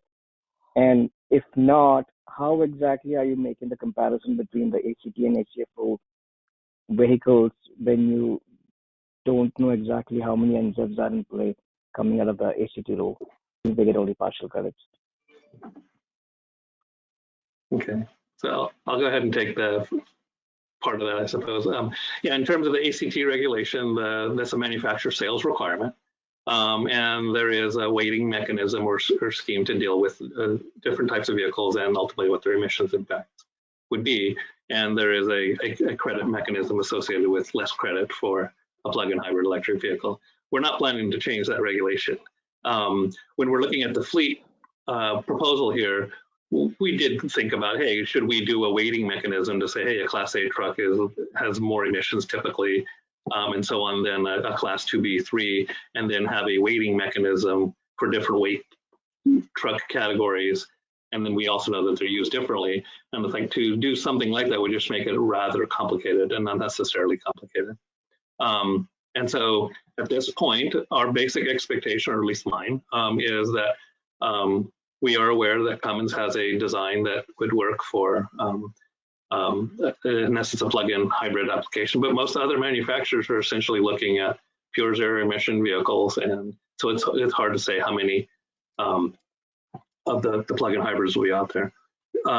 We are looking to, as we kind of mentioned, align the regulations, but they don't have to be perfectly matching. And so whether there ends up being more plug-in hybrids as part of this proposal than we might anticipate or model or not, I don't think ultimately changes the approach per se, but is an outcome, I guess, is a possibility. And ultimately, I guess we'll just look at, should we model different assumptions in terms of helping the board ultimately decide where we should end up. So they're not they don't have to match perfectly for this to make sense. We're trying to find that right balance. Incidentally, was there any part of that I missed? No, I think you covered it. Okay, thank you. I'm going to go ahead and just read a comment since I see my name on it. So it's from Mark Abramowitz. Says, hey, make sure Tony be more concise about electric vehicles. Of course, electric vehicles can quickly refill if they are fuel cell, but apparently he was talking about battery electrics. So I'm frankly talking about both, and today there isn't infrastructure for both that will fuel a vehicle quickly that's available to most fleets. And so infrastructure ultimately is going to be part of that solution. And yes, whether it's hydrogen and or battery electric, that still remains to be seen. But yeah, I was trying to indicate that you actually have the infrastructure where you can do the quick fueling at various locations so that for vehicles on the job site that it can readily refuel and be used as a typical one is now. Okay. I guess we have a few more. Yeah, okay, and let's take just a few more and then move on so that we just finish the ending slide. So the remainder, we only have a relatively small handful of slides and then can continue the discussion. Okay, so we can do first Matt Trapp, then Kevin McGuy, then Lisa McGee. So Matt, you're unmuted. You can give your name and affiliation. Hi guys, Matt Trapp with Velocity Crossroads. Thanks again. Looking forward to Thursday's version so I can really drink this all in. I have only one question, but several parts. First of all, let's just get it down to the brass tacks here. When you guys are talking about fleet size, and I don't really see it in the, I guess, articulated in the presentation, and perhaps I missed it. are we referring to vehicles that are only operating in California when determining fleet size relative to the percentage, ZEV percentage? First part. So are these vehicles California vehicles, even for out-of-state fleets? How are we, are we defining vehicles that operate in California to determine that total fleet size? That first part. Yes. So yes, first part is yes. These are vehicles operated in California. Okay. So go ahead. I'm sorry, Tony. Yeah. So, but yeah, I think you're trying to draw the nuance. You're saying if a 20,000 truck company is only operating 30 trucks in California, then how are they affected? Is that in essence the question? More or less, yeah. I don't know which company that is particularly, but yes, exactly. No, I'm just trying to. But yeah, so I don't think we've worked out those details per se, but the intent is clearly to affect the vehicles that are operating in California. But there are some details to be worked out there. So any recommendations on how we do that would be appreciated. But ultimately, as you kind of see in even just in the general approach we took with the broker, it's like a number of vehicles dispatched is kind of the criteria in a year. So we know that's not a perfect approach, but that does provide some indication of if you're just starting out a brand new business versus you've been established for some period of time as a criteria. So we do need to define specific criteria so that we can answer those questions more precisely. That's a big one. On that broker part, now perhaps this is splitting hairs and maybe it was an issue for the large entity reporting requirement, but when you talk about a broker dispatching more than 50 vehicles, I'm assuming you're talking about vehicle trips, not necessarily specific vehicles. If I'm a broker that dispatches the same 48 vehicles all year long, you're not saying that they would be exempted. You're talking about brokers who are dispatching more than 50 trips, let's call it, or dispatches relative to performing work, not necessarily 50 individual vehicles. So I think that would be just helpful and clarifying for the brokers, especially out-of-state brokers, to figure out where their threshold lies. So just a point of clarification would be helpful. And then subsequent to this percentage fleet mandate, I'm expecting that drayage trucks would count towards these. So if I'm covered under the drayage rule and I have my drayage portion of my fleet, because I'm a mixed fleet and I have a drayage division, then those drayage trucks would count towards this total percentage that must meet ZEV. Is that correct? Broadly, yeah, I think we're supportive of that. Again, that's another detail that we need to figure out. Is there a disadvantage to doing it that way? But right now, we would be receptive to that, yes. It would be consistent with how it was done in the truck and bus rule, if you recall, all those years ago. Right, and I think it does make it a lot easier for a fleet that does both serve the port and not serve the port to then say, I can just prioritize the ones at the port and buy myself a little bit more time with the ones that don't serve the port, for example. That would be perfectly fine. Okay. And then go the opposite way, just to be, for those on the, you would just have to meet the port requirement would be the absolute minimum. But we would, right now, we're open to saying, hey, if you already have a high percentage of trucks, you're way over the 10% because a quarter of your trucks serve the port and you already did a fair number of them, by all means, we would be supportive of including that. Okay, that would be helpful considering. And then another point here on leasing. Again, I guess it would be defined with how you guys parse out California operating vehicles versus an entire fleet, because leasing entities can be multi-state, nationwide. They're purchasing vehicles. They sometimes might not know where they're going to end up in some circumstances. Not always, but that will be helpful in determining for leasing companies. And to Jimmy's point from Union of Concerned Scientists, I would say that leasing companies are effectively going to be forced into being the ones who are responsible for all of it, because on the one hand, if you have short-term rentals, you're going to have to buy those vehicles. But if you have longer-term leases over a year, you're still going to have to buy those vehicles anyways. The fleet is not buying them, they're leasing them. So really the leasing company is going to be left with a gaggle of electric vehicles at the end of 5 or 7 years. And hopefully the residual market, as you guys are creating here, will be supportive of that. Finally, on the ACT reporting side of things, when do you guys envision enforcement taking over in that? Because I know that it's due in April. On the last slide here, and I don't mean to jump ahead, but you say, you know, reporting is due in April, but then we have a board meeting in December. I'm anticipating at least a couple workshops to go over what those findings are in between then, in anticipation of the 45-day language. But can we expect a pretty robust response for you guys to base your fleet size, I guess, refinements? Because I think that many would argue that just by virtue of including brokers who are doing more than 50 vehicle trips and overlying motor carriers who are dispatching subhaulers for a total fleet size of over 50 either way, that you're basically getting the entire fleet that's operating in California. Very rarely, I guess, you will see like a private hauler who's moving their own equipment have less than, or their own goods, so to speak, although they're out there, probably don't have less than $50 million in revenue. And so I guess that the reporting results will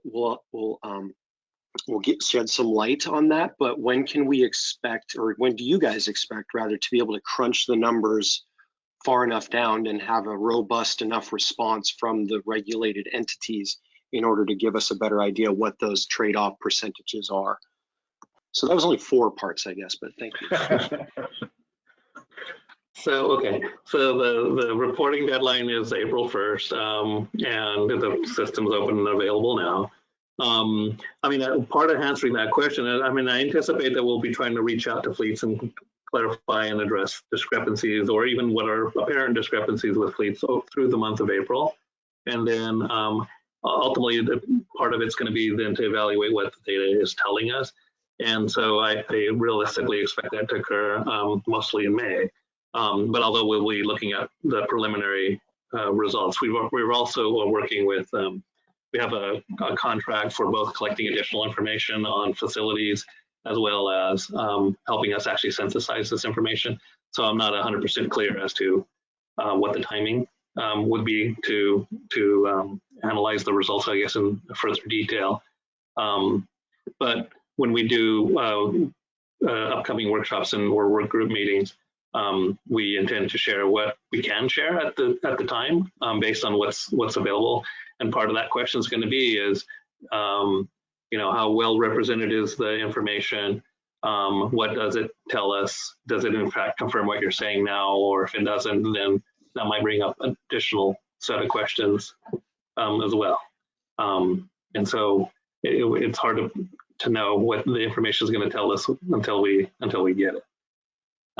Great, thank you. And just real last quick point on the PZEV, it would be helpful to keep it consistent. I believe as I was having a chat with Craig on the side, and he tried to clarify for me about the PZEV and all electric mile threshold, that telling fleets who are, whatever you're buying, whatever model year PZEV you're buying in, regardless of increasing all electric mile standards, that for if you buy it in that model year, then it would count for zero emission credit for the public fleet side of things. So that is, I believe, a pretty simple and easy way to keep it consistent, and will give fleets a little bit of certainty when purchasing equipment, especially when we're talking about plug-in hybrids. So I appreciate that. Thank you again for this. Look forward to Thursday.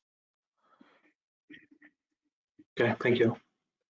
Okay, so we have, I think it was Kevin McGuy next, and after that Lisa McGee, then Josh Pane. I'll just do a quick question in chat.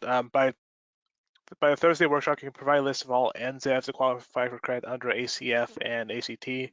At the moment, we're not aware of any NZEVs that have any certified NZEVs, so I guess the list would be empty. We're not aware of any right now. We know that some manufacturers are looking into them, Cummins specifically, but nothing's commercially available at the moment. That's my understanding. Okay, and Kevin put his hand down, so Lisa, you're up next. I've unmuted your mic if you give your name and affiliation. After that will be Josh. I had a couple of information and then questions as well, but the first comment is, it would be nice to actually see the illustration of the table with the OEM ZEV requirements to the fleet ZEV target phase and schedule. So that's like this one, sorry, this graph in table format?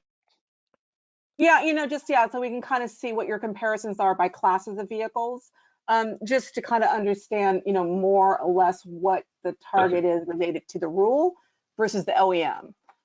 Okay, so so I understand the question. The request is how does it compare by weight class, or at least the weight class groups that we did. But I do want to say too is that the manufacturers themselves have flexibility in producing more vehicles in one class than another to meet that requirement. Mm-hmm.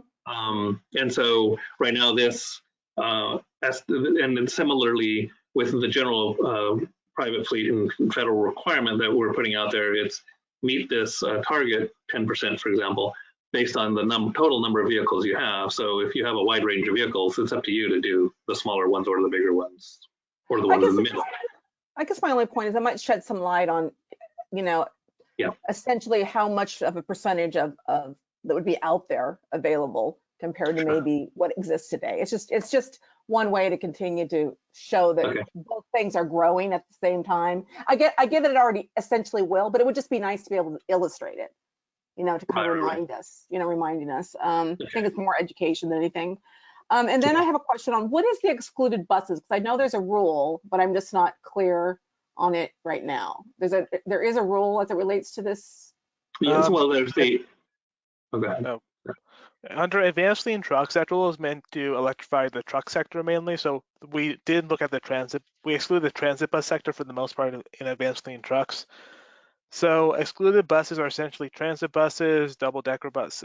Any bus that's not a passenger van, school bus, or cutaway shuttle is excluded bus. So those three are in ACT. Every other type of bus is outside of ACT. So no motor coaches, no transit buses, double-deckers, and articulated buses. Okay, and the vans, are the vans included or not included? Passenger vans are, I think there's a GVWR cutoff. I'm not sure about that. It's in the advanced clean trucks regulation. I can send it after the meeting. Okay. I have a comment? Okay, go ahead. I had a comment. I'm sorry, go ahead. I just wanted to say, so with transit buses, we have the innovative clean transit regulation that's already covered. And, and the bus manufacturers already have all types of transit buses available, including double deckers that are zero emission, motor coaches, zero emission, and so on. So there was no need to go, and they're relatively small volume compared to what the ACT regulation targeted. But again, because there's so many buses already commercially available in different types, there was no need to have a manufacturer requirement there. Okay. All right. Well, I just didn't know what you guys were qualifying, because a bus in California starts at more than 10 passenger seats, technically speaking. Yeah. So I just, kind of getting clarity on that. Yeah, but any van, whether it's passenger or cargo, that's above 8,500 pounds is in essence in. Okay. Okay.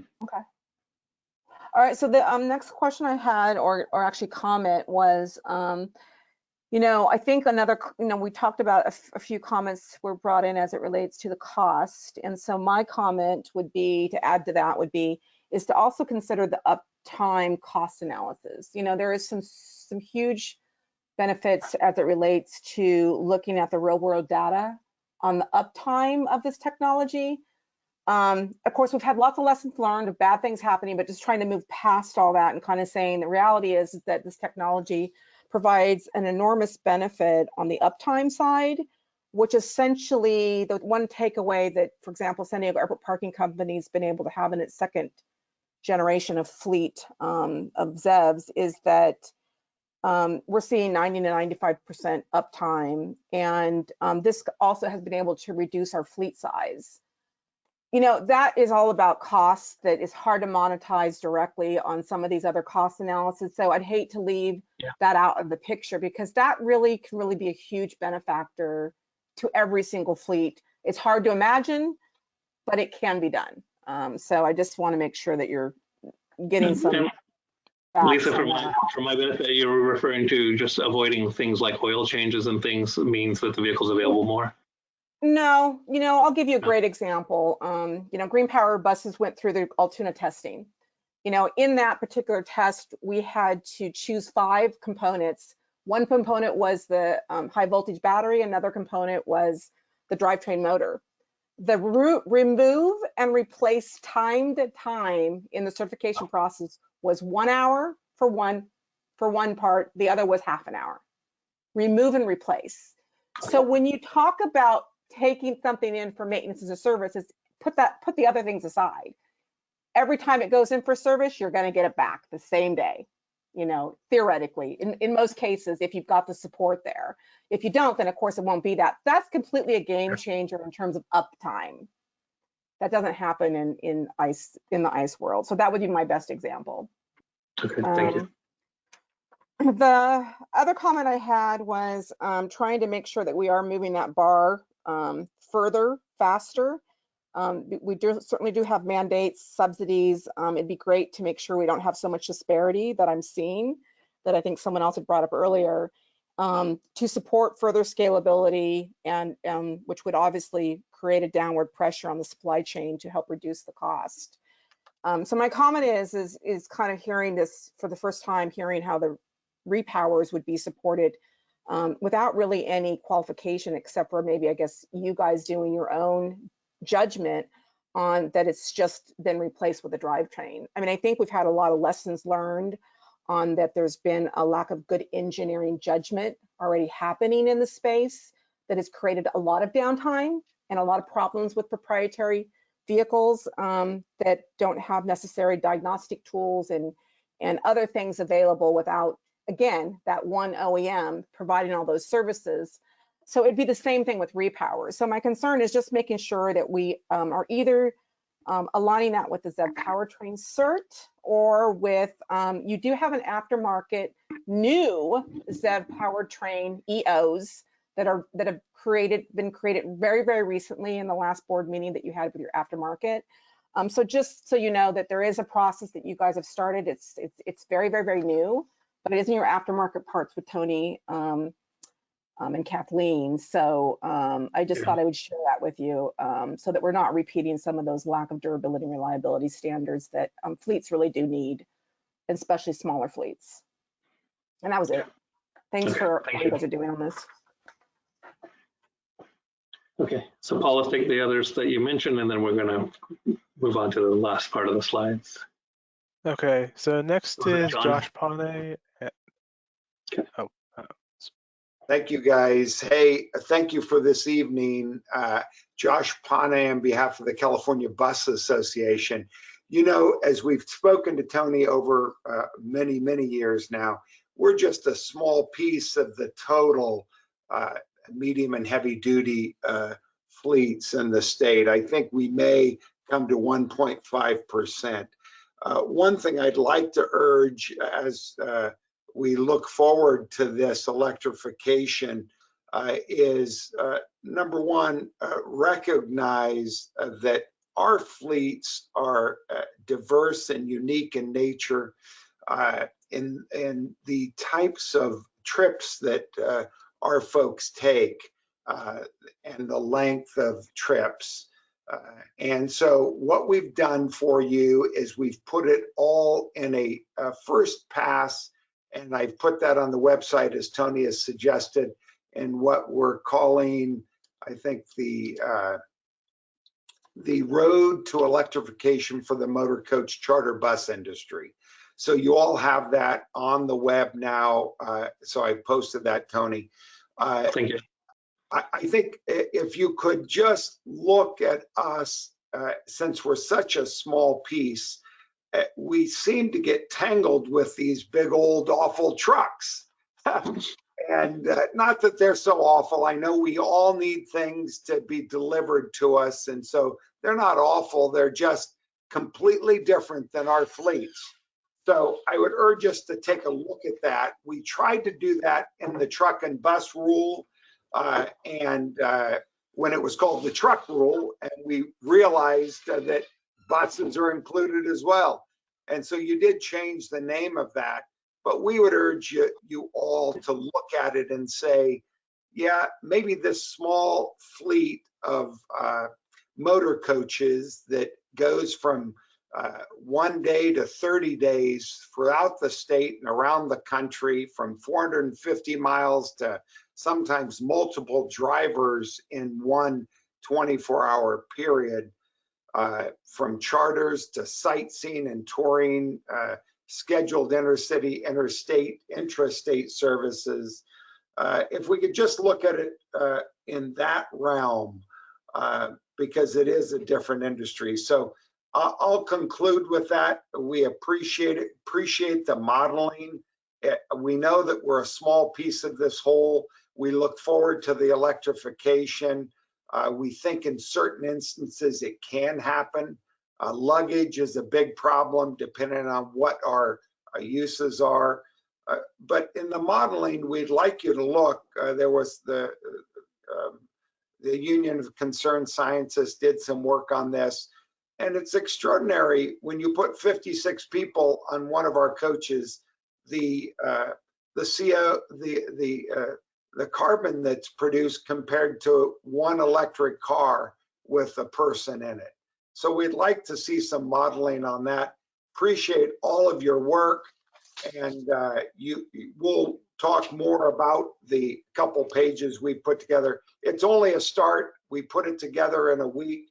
And we really appreciate all your work on this, ladies and gentlemen. Thank you. Yeah, and thank you for providing the information. It does help us work through issues. Yeah, look at the modeling if you could. I mean, we would like to see if what we've modeled with our national association is, I mean, in the way of in the way of carbon. When you get 56 folks on a bus, or even 37, I think we modeled that, how it compares to an electric vehicle per person. And then we can work through some of these issues, but it's going to take us some time and some real effort. So, yeah. Thank you. Okay. Okay. So Paul, we'll take one more and then we'll continue. Yeah, sure. So next we have Peter Okarowski. I've unmuted your mic. If you give your name and affiliation, or okay, now you should be able to unmute. Can you hear me, Paul and Tony? Yep. Yes. All right, so since it's late, I want to ask more questions than Matt Schrapp did earlier, just because, you know, we're competitive here. I will talk to you a little bit more later, Tony, but real quick, how do you measure a fleet for a company that has facilities statewide? So let's pick one of my freight railroads. We've got facilities all over. Your reporting requirement is based on home base, so that's what we're going to be reporting to you. But that doesn't seem to be a part of this rule. So does Railroad A have, you know, a fleet of California, or is the fleet, are the fleets going to be measured by facility?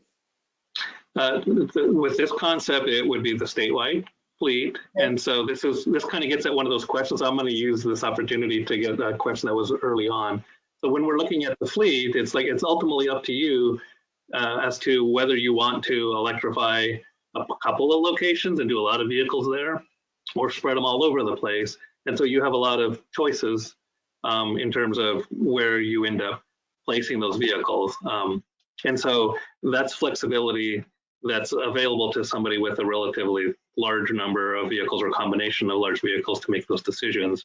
Whereas earlier we were talking about some of the public fleet discussion where you might be talking about an agency that operates 10 vehicles at one location. And so if they have some barriers, they don't have other options.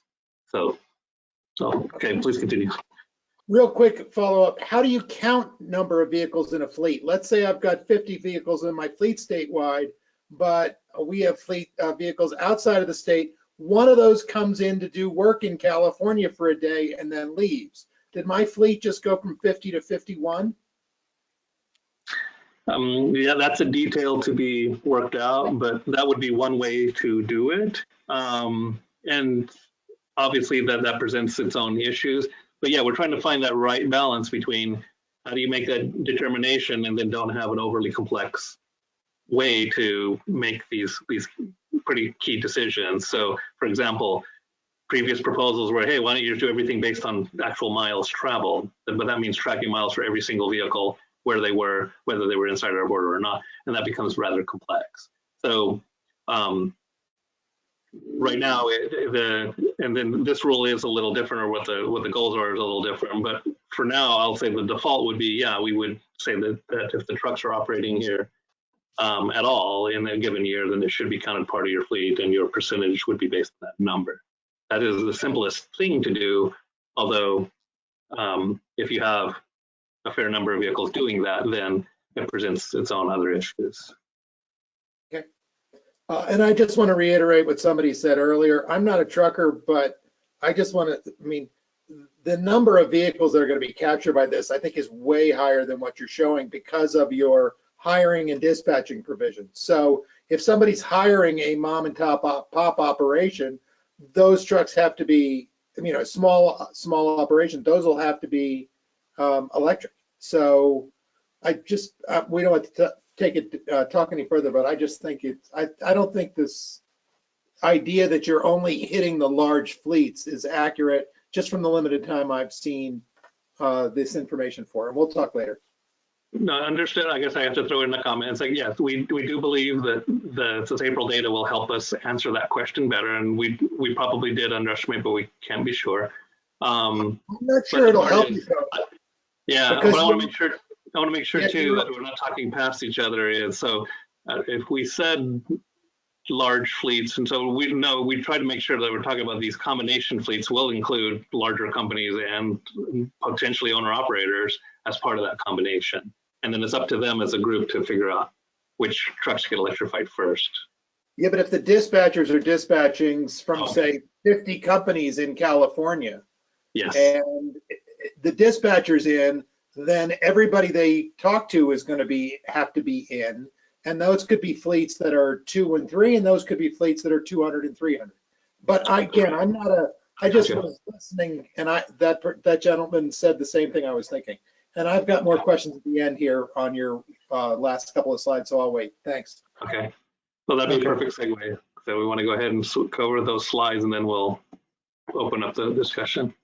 Yeah, so for the next portion, Olivia Lane is going to be presenting. So let me get to the right portion. And okay, go ahead, Olivia. Okay. Hi, hi everyone. My name is. Oh. Sorry, Olivia. Here we are. There we go. Okay. Hi everyone. My name is Olivia. I'm going to be discussing the final concept of our workshop today, hiring zero emission fleets. So next slide. So we are proposing a method to recognize entities that hire zero emission vehicle or ZEV fleets when outsourcing for work. This concept will allow government agencies and major businesses to support zero emission vehicle transition and emission goals, even if they don't own any trucks themselves. So entities such as grocery stores, manufacturers, retailers, banks, hotels, and others can opt into hiring certified zero emission vehicle fleets when hiring fleets for transportation or delivery needs. So these certified ZEV fleets will be listed on CARB's website, as the fleets will have reported to CARB to earn this label and the business advantage. Next slide. So with optional ZEV fleet certification, CARB will be able to recognize early actors and compliant high priority ZEV fleets. So these certified ZEV fleets will need to meet the following. They must have at least one zero emission vehicle in their fleet. The zero emission vehicles need to make up more than 5% of the total fleet, and the fleet must meet or exceed the ZEV milestone phase and schedule that was previously laid out earlier in the presentation. And if these fleets meet these thresholds, they will be able to certify with CARB, and a list of these certified ZEV fleets will be available online starting in 2023. And businesses that are already affected by the high priority fleet requirements discussed earlier will most likely be certified ZEV fleets already, but other fleets can voluntarily purchase the ZEVs or purchase ZEVs and become certified fleets as well. Next slide, Paul. To build this program, we plan to create a recognition program for businesses and public agencies who are going above and beyond by hiring the certified ZEV fleets. CARB will provide the criteria that must be met to identify an entity as a ZEV partner. This would include hiring the certified ZEV fleets based on this proposed schedule. So we'll begin with last mile delivery and private shuttle services in 2025. And then waste hauling and regional delivery will start in 2027. Finally, all other delivery and passenger services will be included in 2030. This program will drive a demand for zero-emission fleets, since a company, whether they own trucks or not, can choose to hire certified ZEV fleets to be labeled and recognized as a ZEV partner.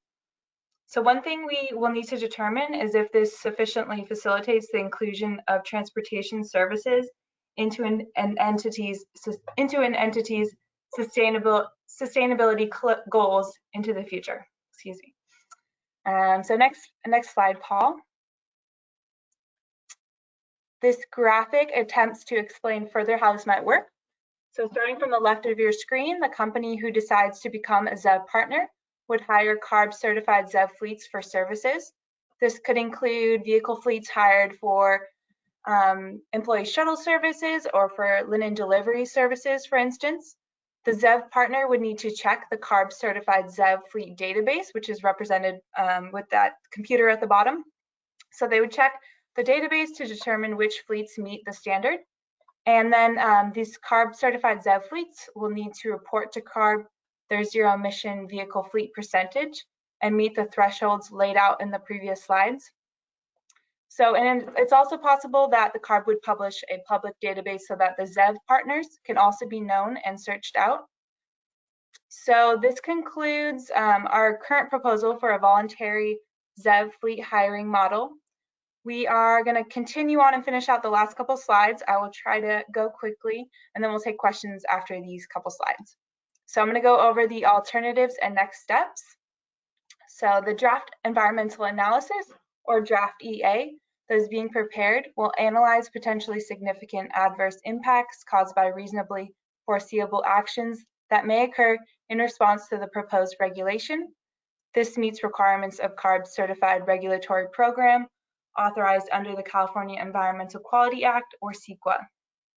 The CEQA environmental checklist, or in CEQA Guidelines Appendix G, is used to identify and evaluate potential indirect impacts. The draft EA will be an appendix to the staff report, also known as the ISOR. Next slide. Okay, the draft environmental analysis will include, at a minimum, a description of the proposed project, which is the proposed regulation, and the objectives of the proposed project, a description of the reasonably foreseeable actions taken in response to the proposed regulation, a programmatic level analysis of potential adverse impacts caused by reasonably foreseeable actions, the beneficial impacts, the feasible mitigation measures to reduce or avoid significant adverse impacts, and alternatives analysis. Input is invited at this stage on appropriate scope and content of the draft EA, and the draft EA will be released for a 45-day public comment period. Next slide. Okay, CARB is soliciting alternatives that will meet the goals outlined for the Advanced Clean Fleet Regulation. So please submit any alternative proposals to ZEVFleet at arb.ca.gov by March 31st. And then in our final slide, just for our next steps going forward, we will continue meeting with fleets and stakeholders, and we will continue workshops and work groups through this year, which are both open to all interested parties, and the invitations for those will be shared through the GovDelivery listserv. We will also have a work group on infrastructure that will be held in April, and a work group on costs will be held in late April or May. And then we will be receiving the reported fleet data from the large entity reporting requirement in April. And then finally, we will be bringing our rule recommendation to the board in December of this year. And so that concludes our presentation, and I'll hand it back to Craig or Paul, and we will answer the rest of the questions that we might have. So I think we'll start with any questions specific to the encouraging ZEV fleet concept, or any concepts related to the alternatives next steps portion. So we have one question in chat that's asking from Veronica Pardo. Is there a regional element to green contracting, or can one contract with a green fleet that will not use any zero emission vehicles necessarily in the region where they've contracted? So I think as it's currently set up, it is a company-wide approach. So if a company meets a percentage threshold overall, they would be a certified fleet.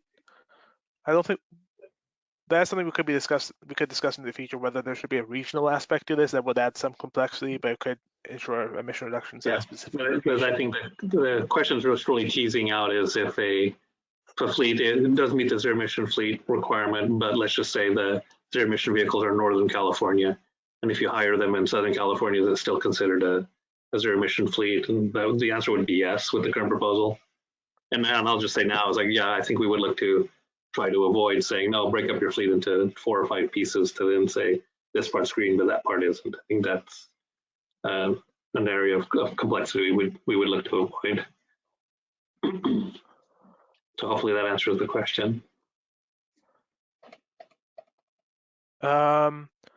Okay, I guess this isn't really a. So we have a question from Chris Shimoda in chat. If possible, can staff publish the full questions log after the workshop? We can share that if you email us after the workshop. We can send it to you. Okay. Okay, I'll go through the hands raised. So we have. Let me pop this out. Okay, so we have Ranji George. I have unmuted your mic if you give your name and affiliation.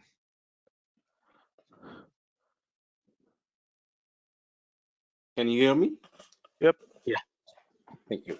Ranji George, I've been working on batteries and fuel cells for 25 years and natural gas technologies. One of the big arguments or discussions within South Coast, and I was on the zero emission side, was what's the advantage of ZEV over combustion technologies? And what we argued is, at least me and just a handful who supported ZEV, that ZEV cleans up all pollutants.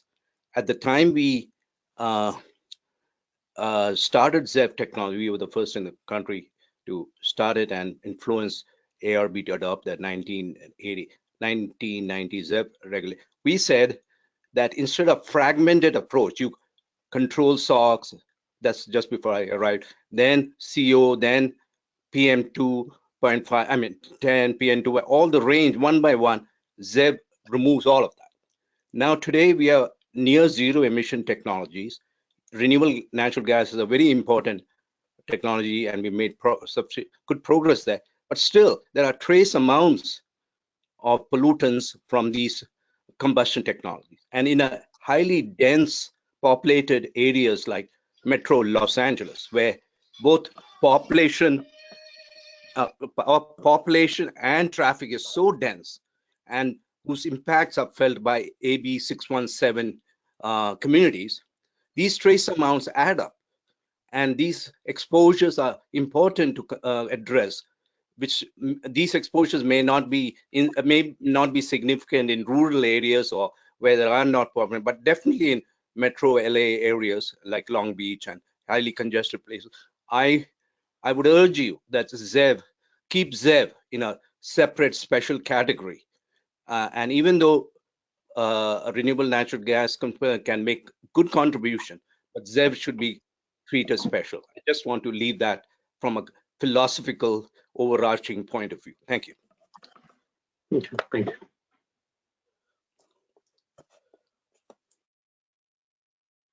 Okay, next we have, oh, what was that? No, go ahead. I was going to say.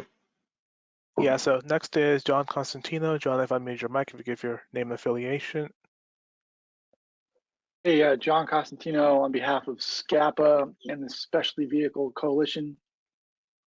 I just want to highlight or ask a question about ownership and control, especially with public fleets.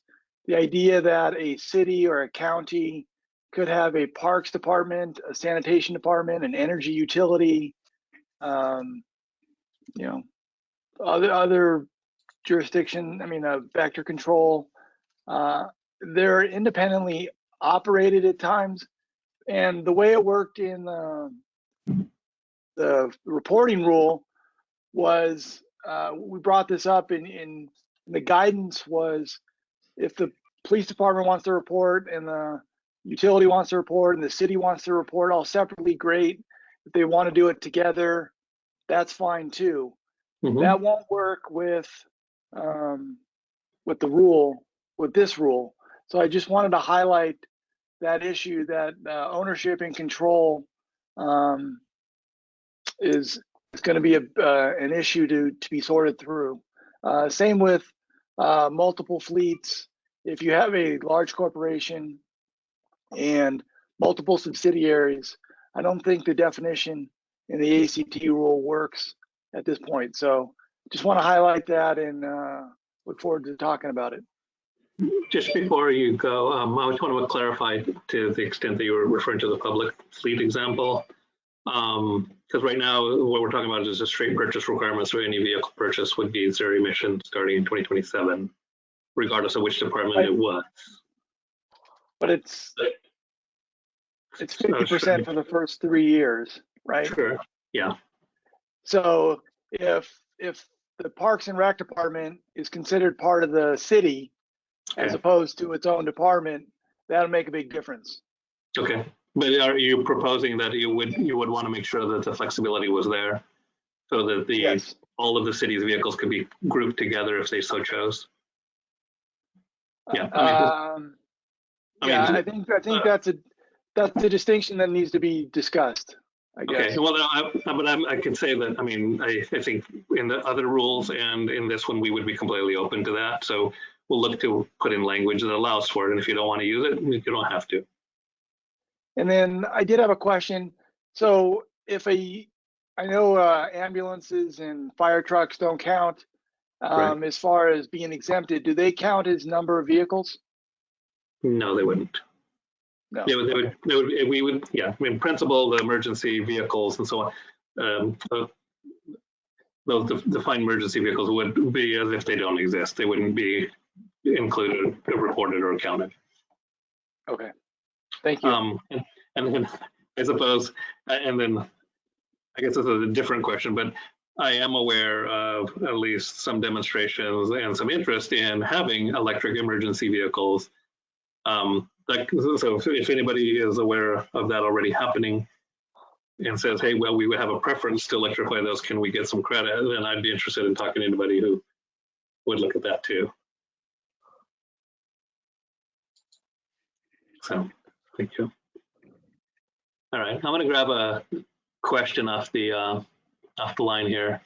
One of the questions was, would we? I've already lost the placement, but the basic question was, were we going to release a regulatory language in advance of the 45-day notice or the official staff report? It is our intent to have a workshop that we would get into more detail in terms of the regulatory language. So that'll either be, we'll actually go over definitions either on the screen or have draft or preliminary reg language available for comment before the meeting. So that is one of our goals to do that. Okay, do we want to take another verbal? Yeah, sure. Okay, so next we have Nico Bucom. After that will be Peter Okarowski and Matt Trapp. So Nico, go ahead and give your name, affiliation. Nico Bucom with the California Fuel Cell Partnership. I have one quick question, one maybe a little longer. The first one is about slides 64 and 65. When you talk about alternatives, what do you mean? Do you mean as an alternative to the whole ACF rule or something else? Maybe you can clarify it a little bit. Yeah, generally, yes. Is there an alternative approach that we could take to the regulatory framework? Could be for any one of the three main elements, or a completely different one that you would say, hey, a model year type requirement would be way better, or applying a mileage-based criteria would be a mechanism to achieve the similar goals. Those kinds of, are there different schedules that you'd like to see, and or even just different approaches that you would like to see as a preferred alternative? Okay, to this proposed rulemaking. Okay, So, thank you for that clarification. You could replace a piece of it, or just say no. Here's a completely different approach, or use the same approach across the board, for example. It looks like there are about 28 days to figure that one out. If you want to suggest an approach, it's fine. Yeah. That's okay. And again, these are yes, but they are. I mean, if you can describe them broadly, it's like here's the approach, here's the concept. You don't have to flesh out reg language per se. Just what's the concept and what's the schedule look like, or how would it work? Okay, thank you. With regards to the, I think it's the incentive, the CEF fleet certification. I have a question about that. So for example, in a context where a fleet has trucks for their own internal purposes, that's ZEV fleet certificate or CARB certified ZEV fleet. It's a nice title to have maybe, but it doesn't help them because they're only having their internal customers. For example, say for example a car manufacturer that hauls cars around with their own trucks.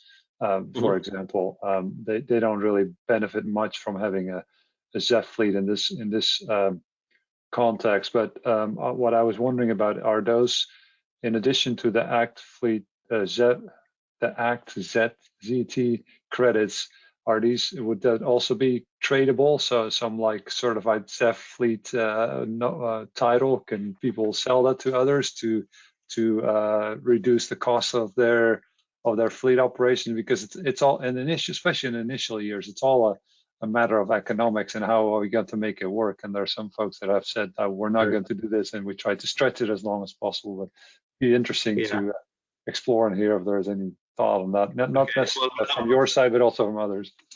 That might be an alternative because that is not part of our proposal. The only the area that we kind of get there is if that look, here's a fleet of 500, they work with another 100, so that's a combination of 600 working together. And then in that case, it's like, hey, of those 600, 10%, let's say 60 of them need to be zero emission. That company can say, look, I'm going to electrify my trucks to give me complete flexibility on who I use. Or there might be an advantage to saying, hey, of the other companies that I use, I'm going to work with this one because they are electrifying, and so they'll help my count. So we'll work together. So there is that, but it's not a trading credits or selling credits per se. Okay, thank you.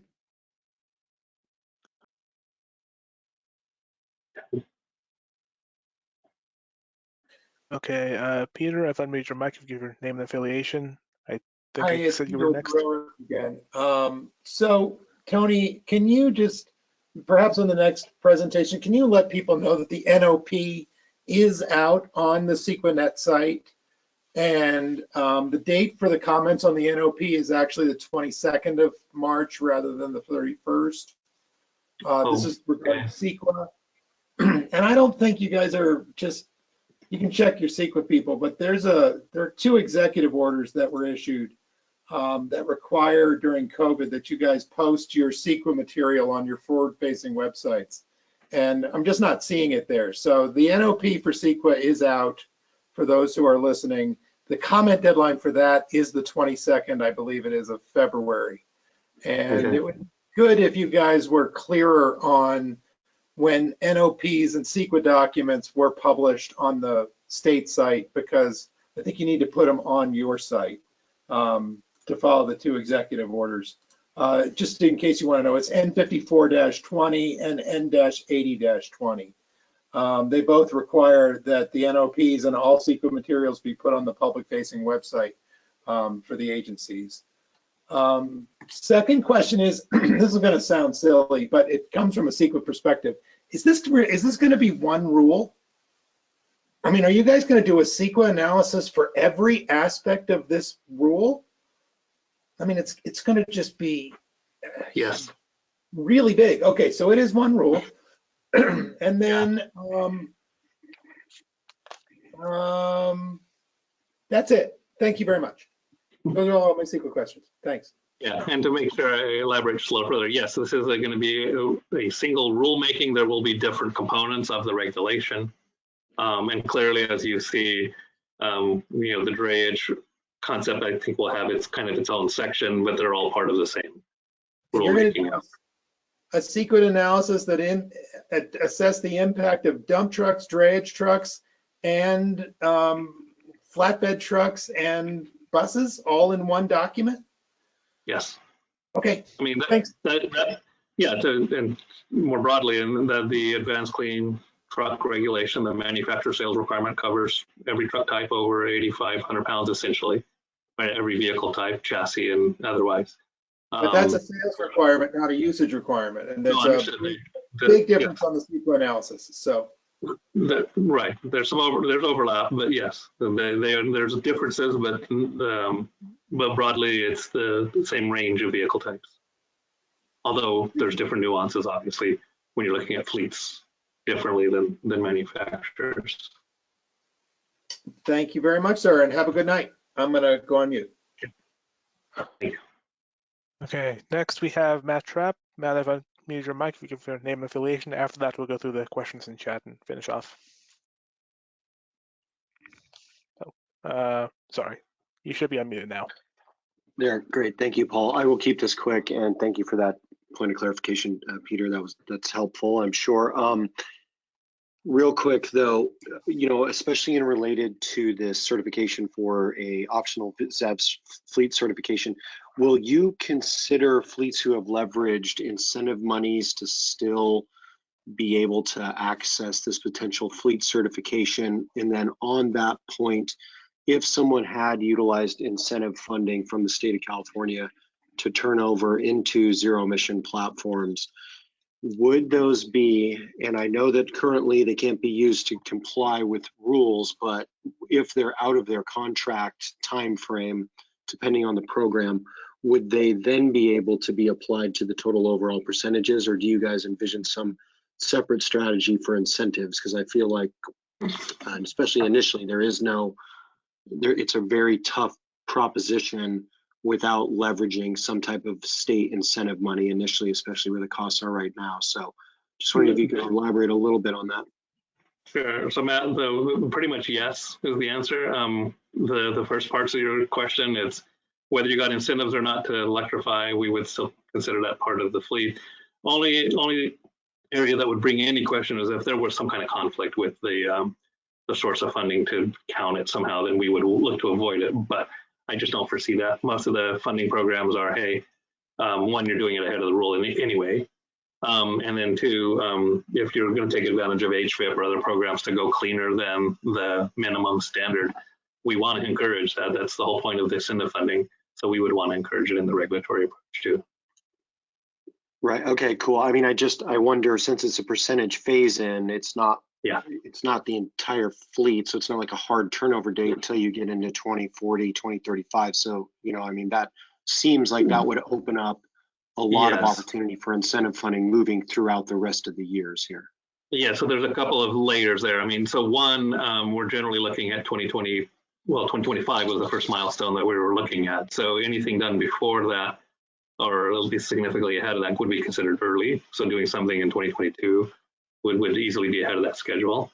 When you're talking about the 2030 timeframe, then ultimately that becomes more nuanced, because if you're talking about incentive programs, then how you could show that you're ahead of the regulation becomes a little more nuanced or a little more complex.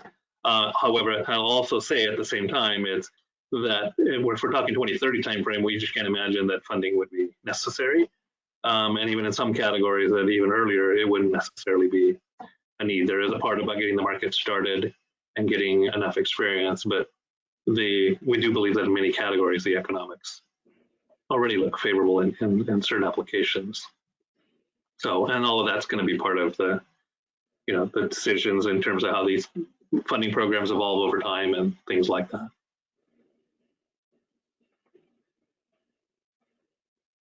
Okay. Okay, that should conclude all the hands up. So I'll go through the written questions. From John Constantino, when is this RIA expected? The standard regulatory impact analysis. We are on the same general timeline as advanced clean trucks, so this RIA should be published to DOF at the start of August. We have a question from Lisa McGee. Will Is the fleet certification going to be made available to other ZEV fleets and other ZEV fleet regulations? She also had the question about, for example, ASB or ICT. I think it should be possible, but there might be some complexity there just because these fleets aren't supposed to be reporting in this database and they would be ending up. But I think the idea sounds good. Just I'm going to bring up a different nuanced question because this is the question Paul teed up early on was if a company has airport shuttles, they're going to have to electrify under that particular schedule. But if they also have other shuttles or other vehicles, then they would still be subject to potentially to the fleet requirement we're talking about here. And so again, we'll look at answering that question of should we just count all the vehicles towards determining if you're is there emission fleet or otherwise compliant with this requirement. So we'll look at how to do that because at the end of the day, they'll have to report information either way, and frankly should all be to the same place. So we'll look to clean up that detail. Okay.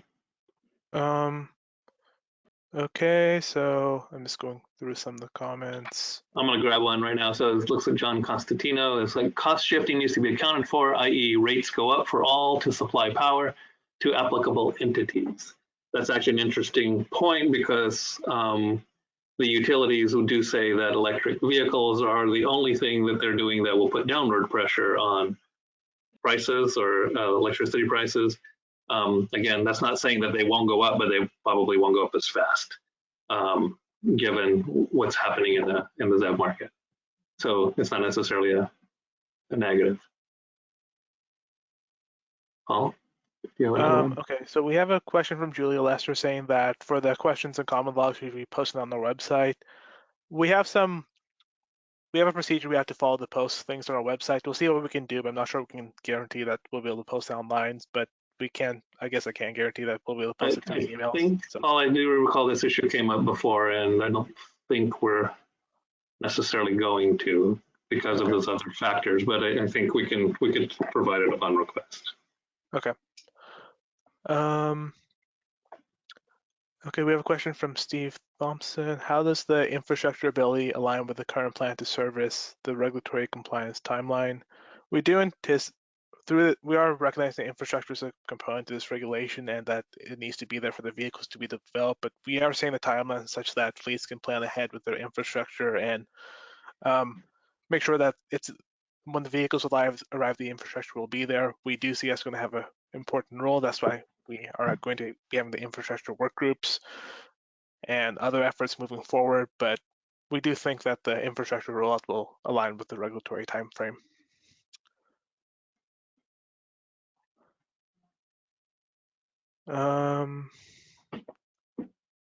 Okay, so we have a question from, or I guess a comment from Sean Edgar.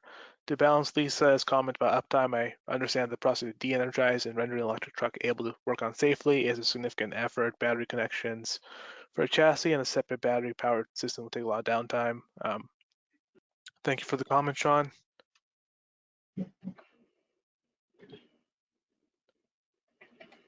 We have a comment from Lacey Robertson. Are NZEV repowers counted under ACF? So we would treat plug-in hybrid or NZEV repowers the same as a ZEV repower, so we would be aiming to include them in the regulation. There's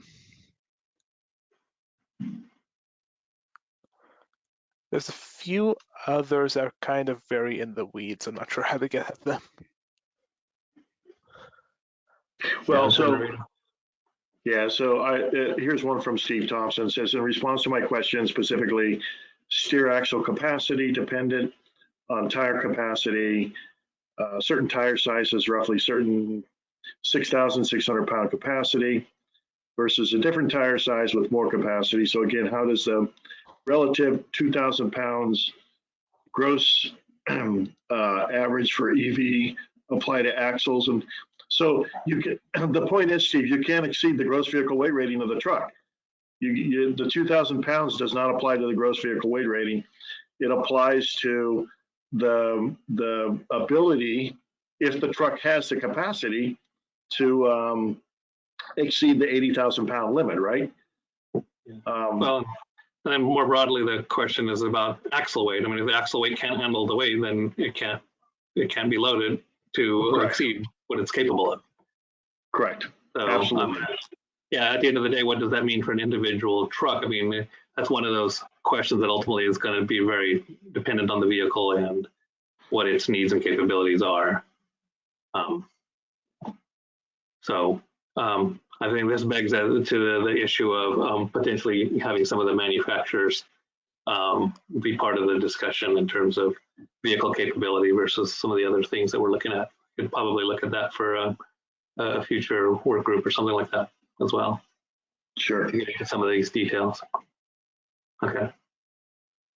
Okay, so I'll just take this one from Lisa McGee. So for clarity, can you show what comments are due and when?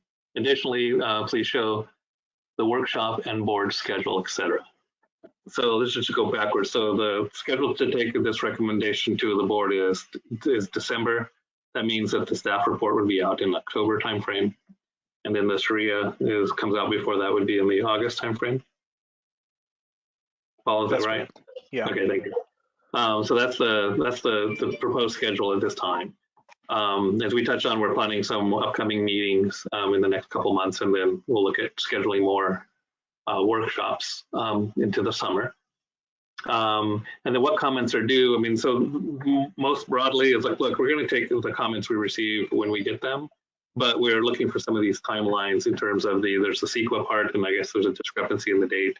I can't imagine that since we're using the end of March as the timeline for that, there would be a problem in incorporating it. But if we receive comments and information after that, we will continue to use it, or we'll use it. It's just our ability to synthesize it and have it and use it for informing the discussion for the next workshop is improved if we get it sooner. I mean, it's really what it comes down to. And then again, for those who aren't that familiar with the process, I mean, right now we have an informal comment period. We do have a way to put your comments on the web, but you can send us an email, send us information directly, call us on the phone, kind of thing, if we want to discuss any particular item. So it's like to call it the informal process. Once we put the staff report out for public comment, then all of the comments received at that point do get posted online, and those get addressed. Those are available to the board for ultimately making its decision recommendation, and then they're responded to after the board hearing as part of the regulatory process. So right now we have a kind of open dialogue opportunity. So yeah, we'll take comments from you when we can, or as the information becomes available. And then of course we'll be trying to share the information that we also been gathering to let people know what it's telling us and how we're interpreting it, so that we don't misinterpret information as well. Hopefully that helps. Okay.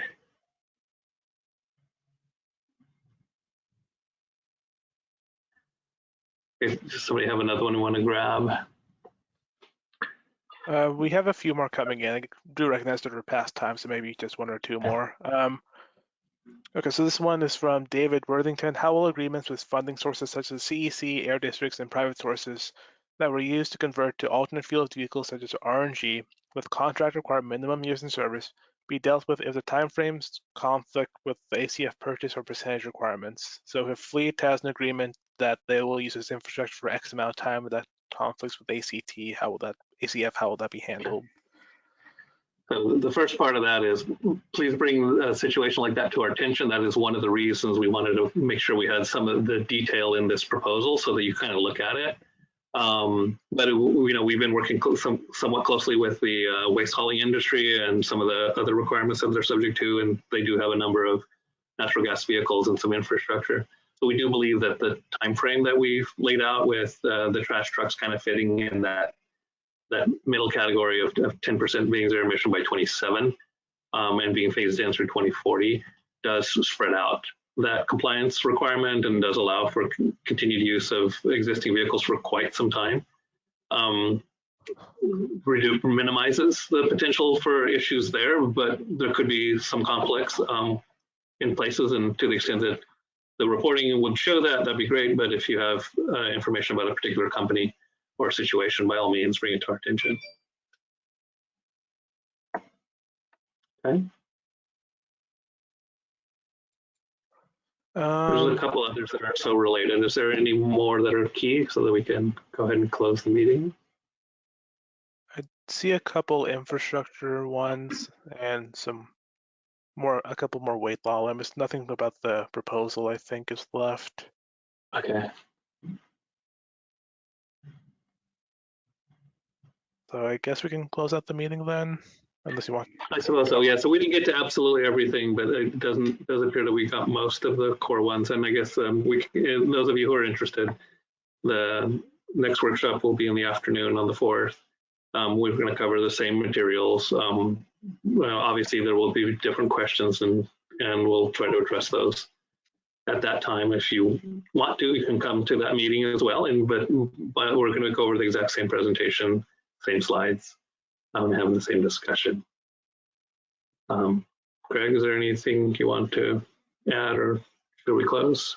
No, I think we're good. I think in reviewing the questions, everything's been addressed, or all the relevant questions have been addressed. So yeah, I just want to thank everybody for attending. And as Tony mentioned, we will do this all again March 4th at 1 o'clock. So we may see you then. Okay. Well, good night, everybody. Thanks, everyone.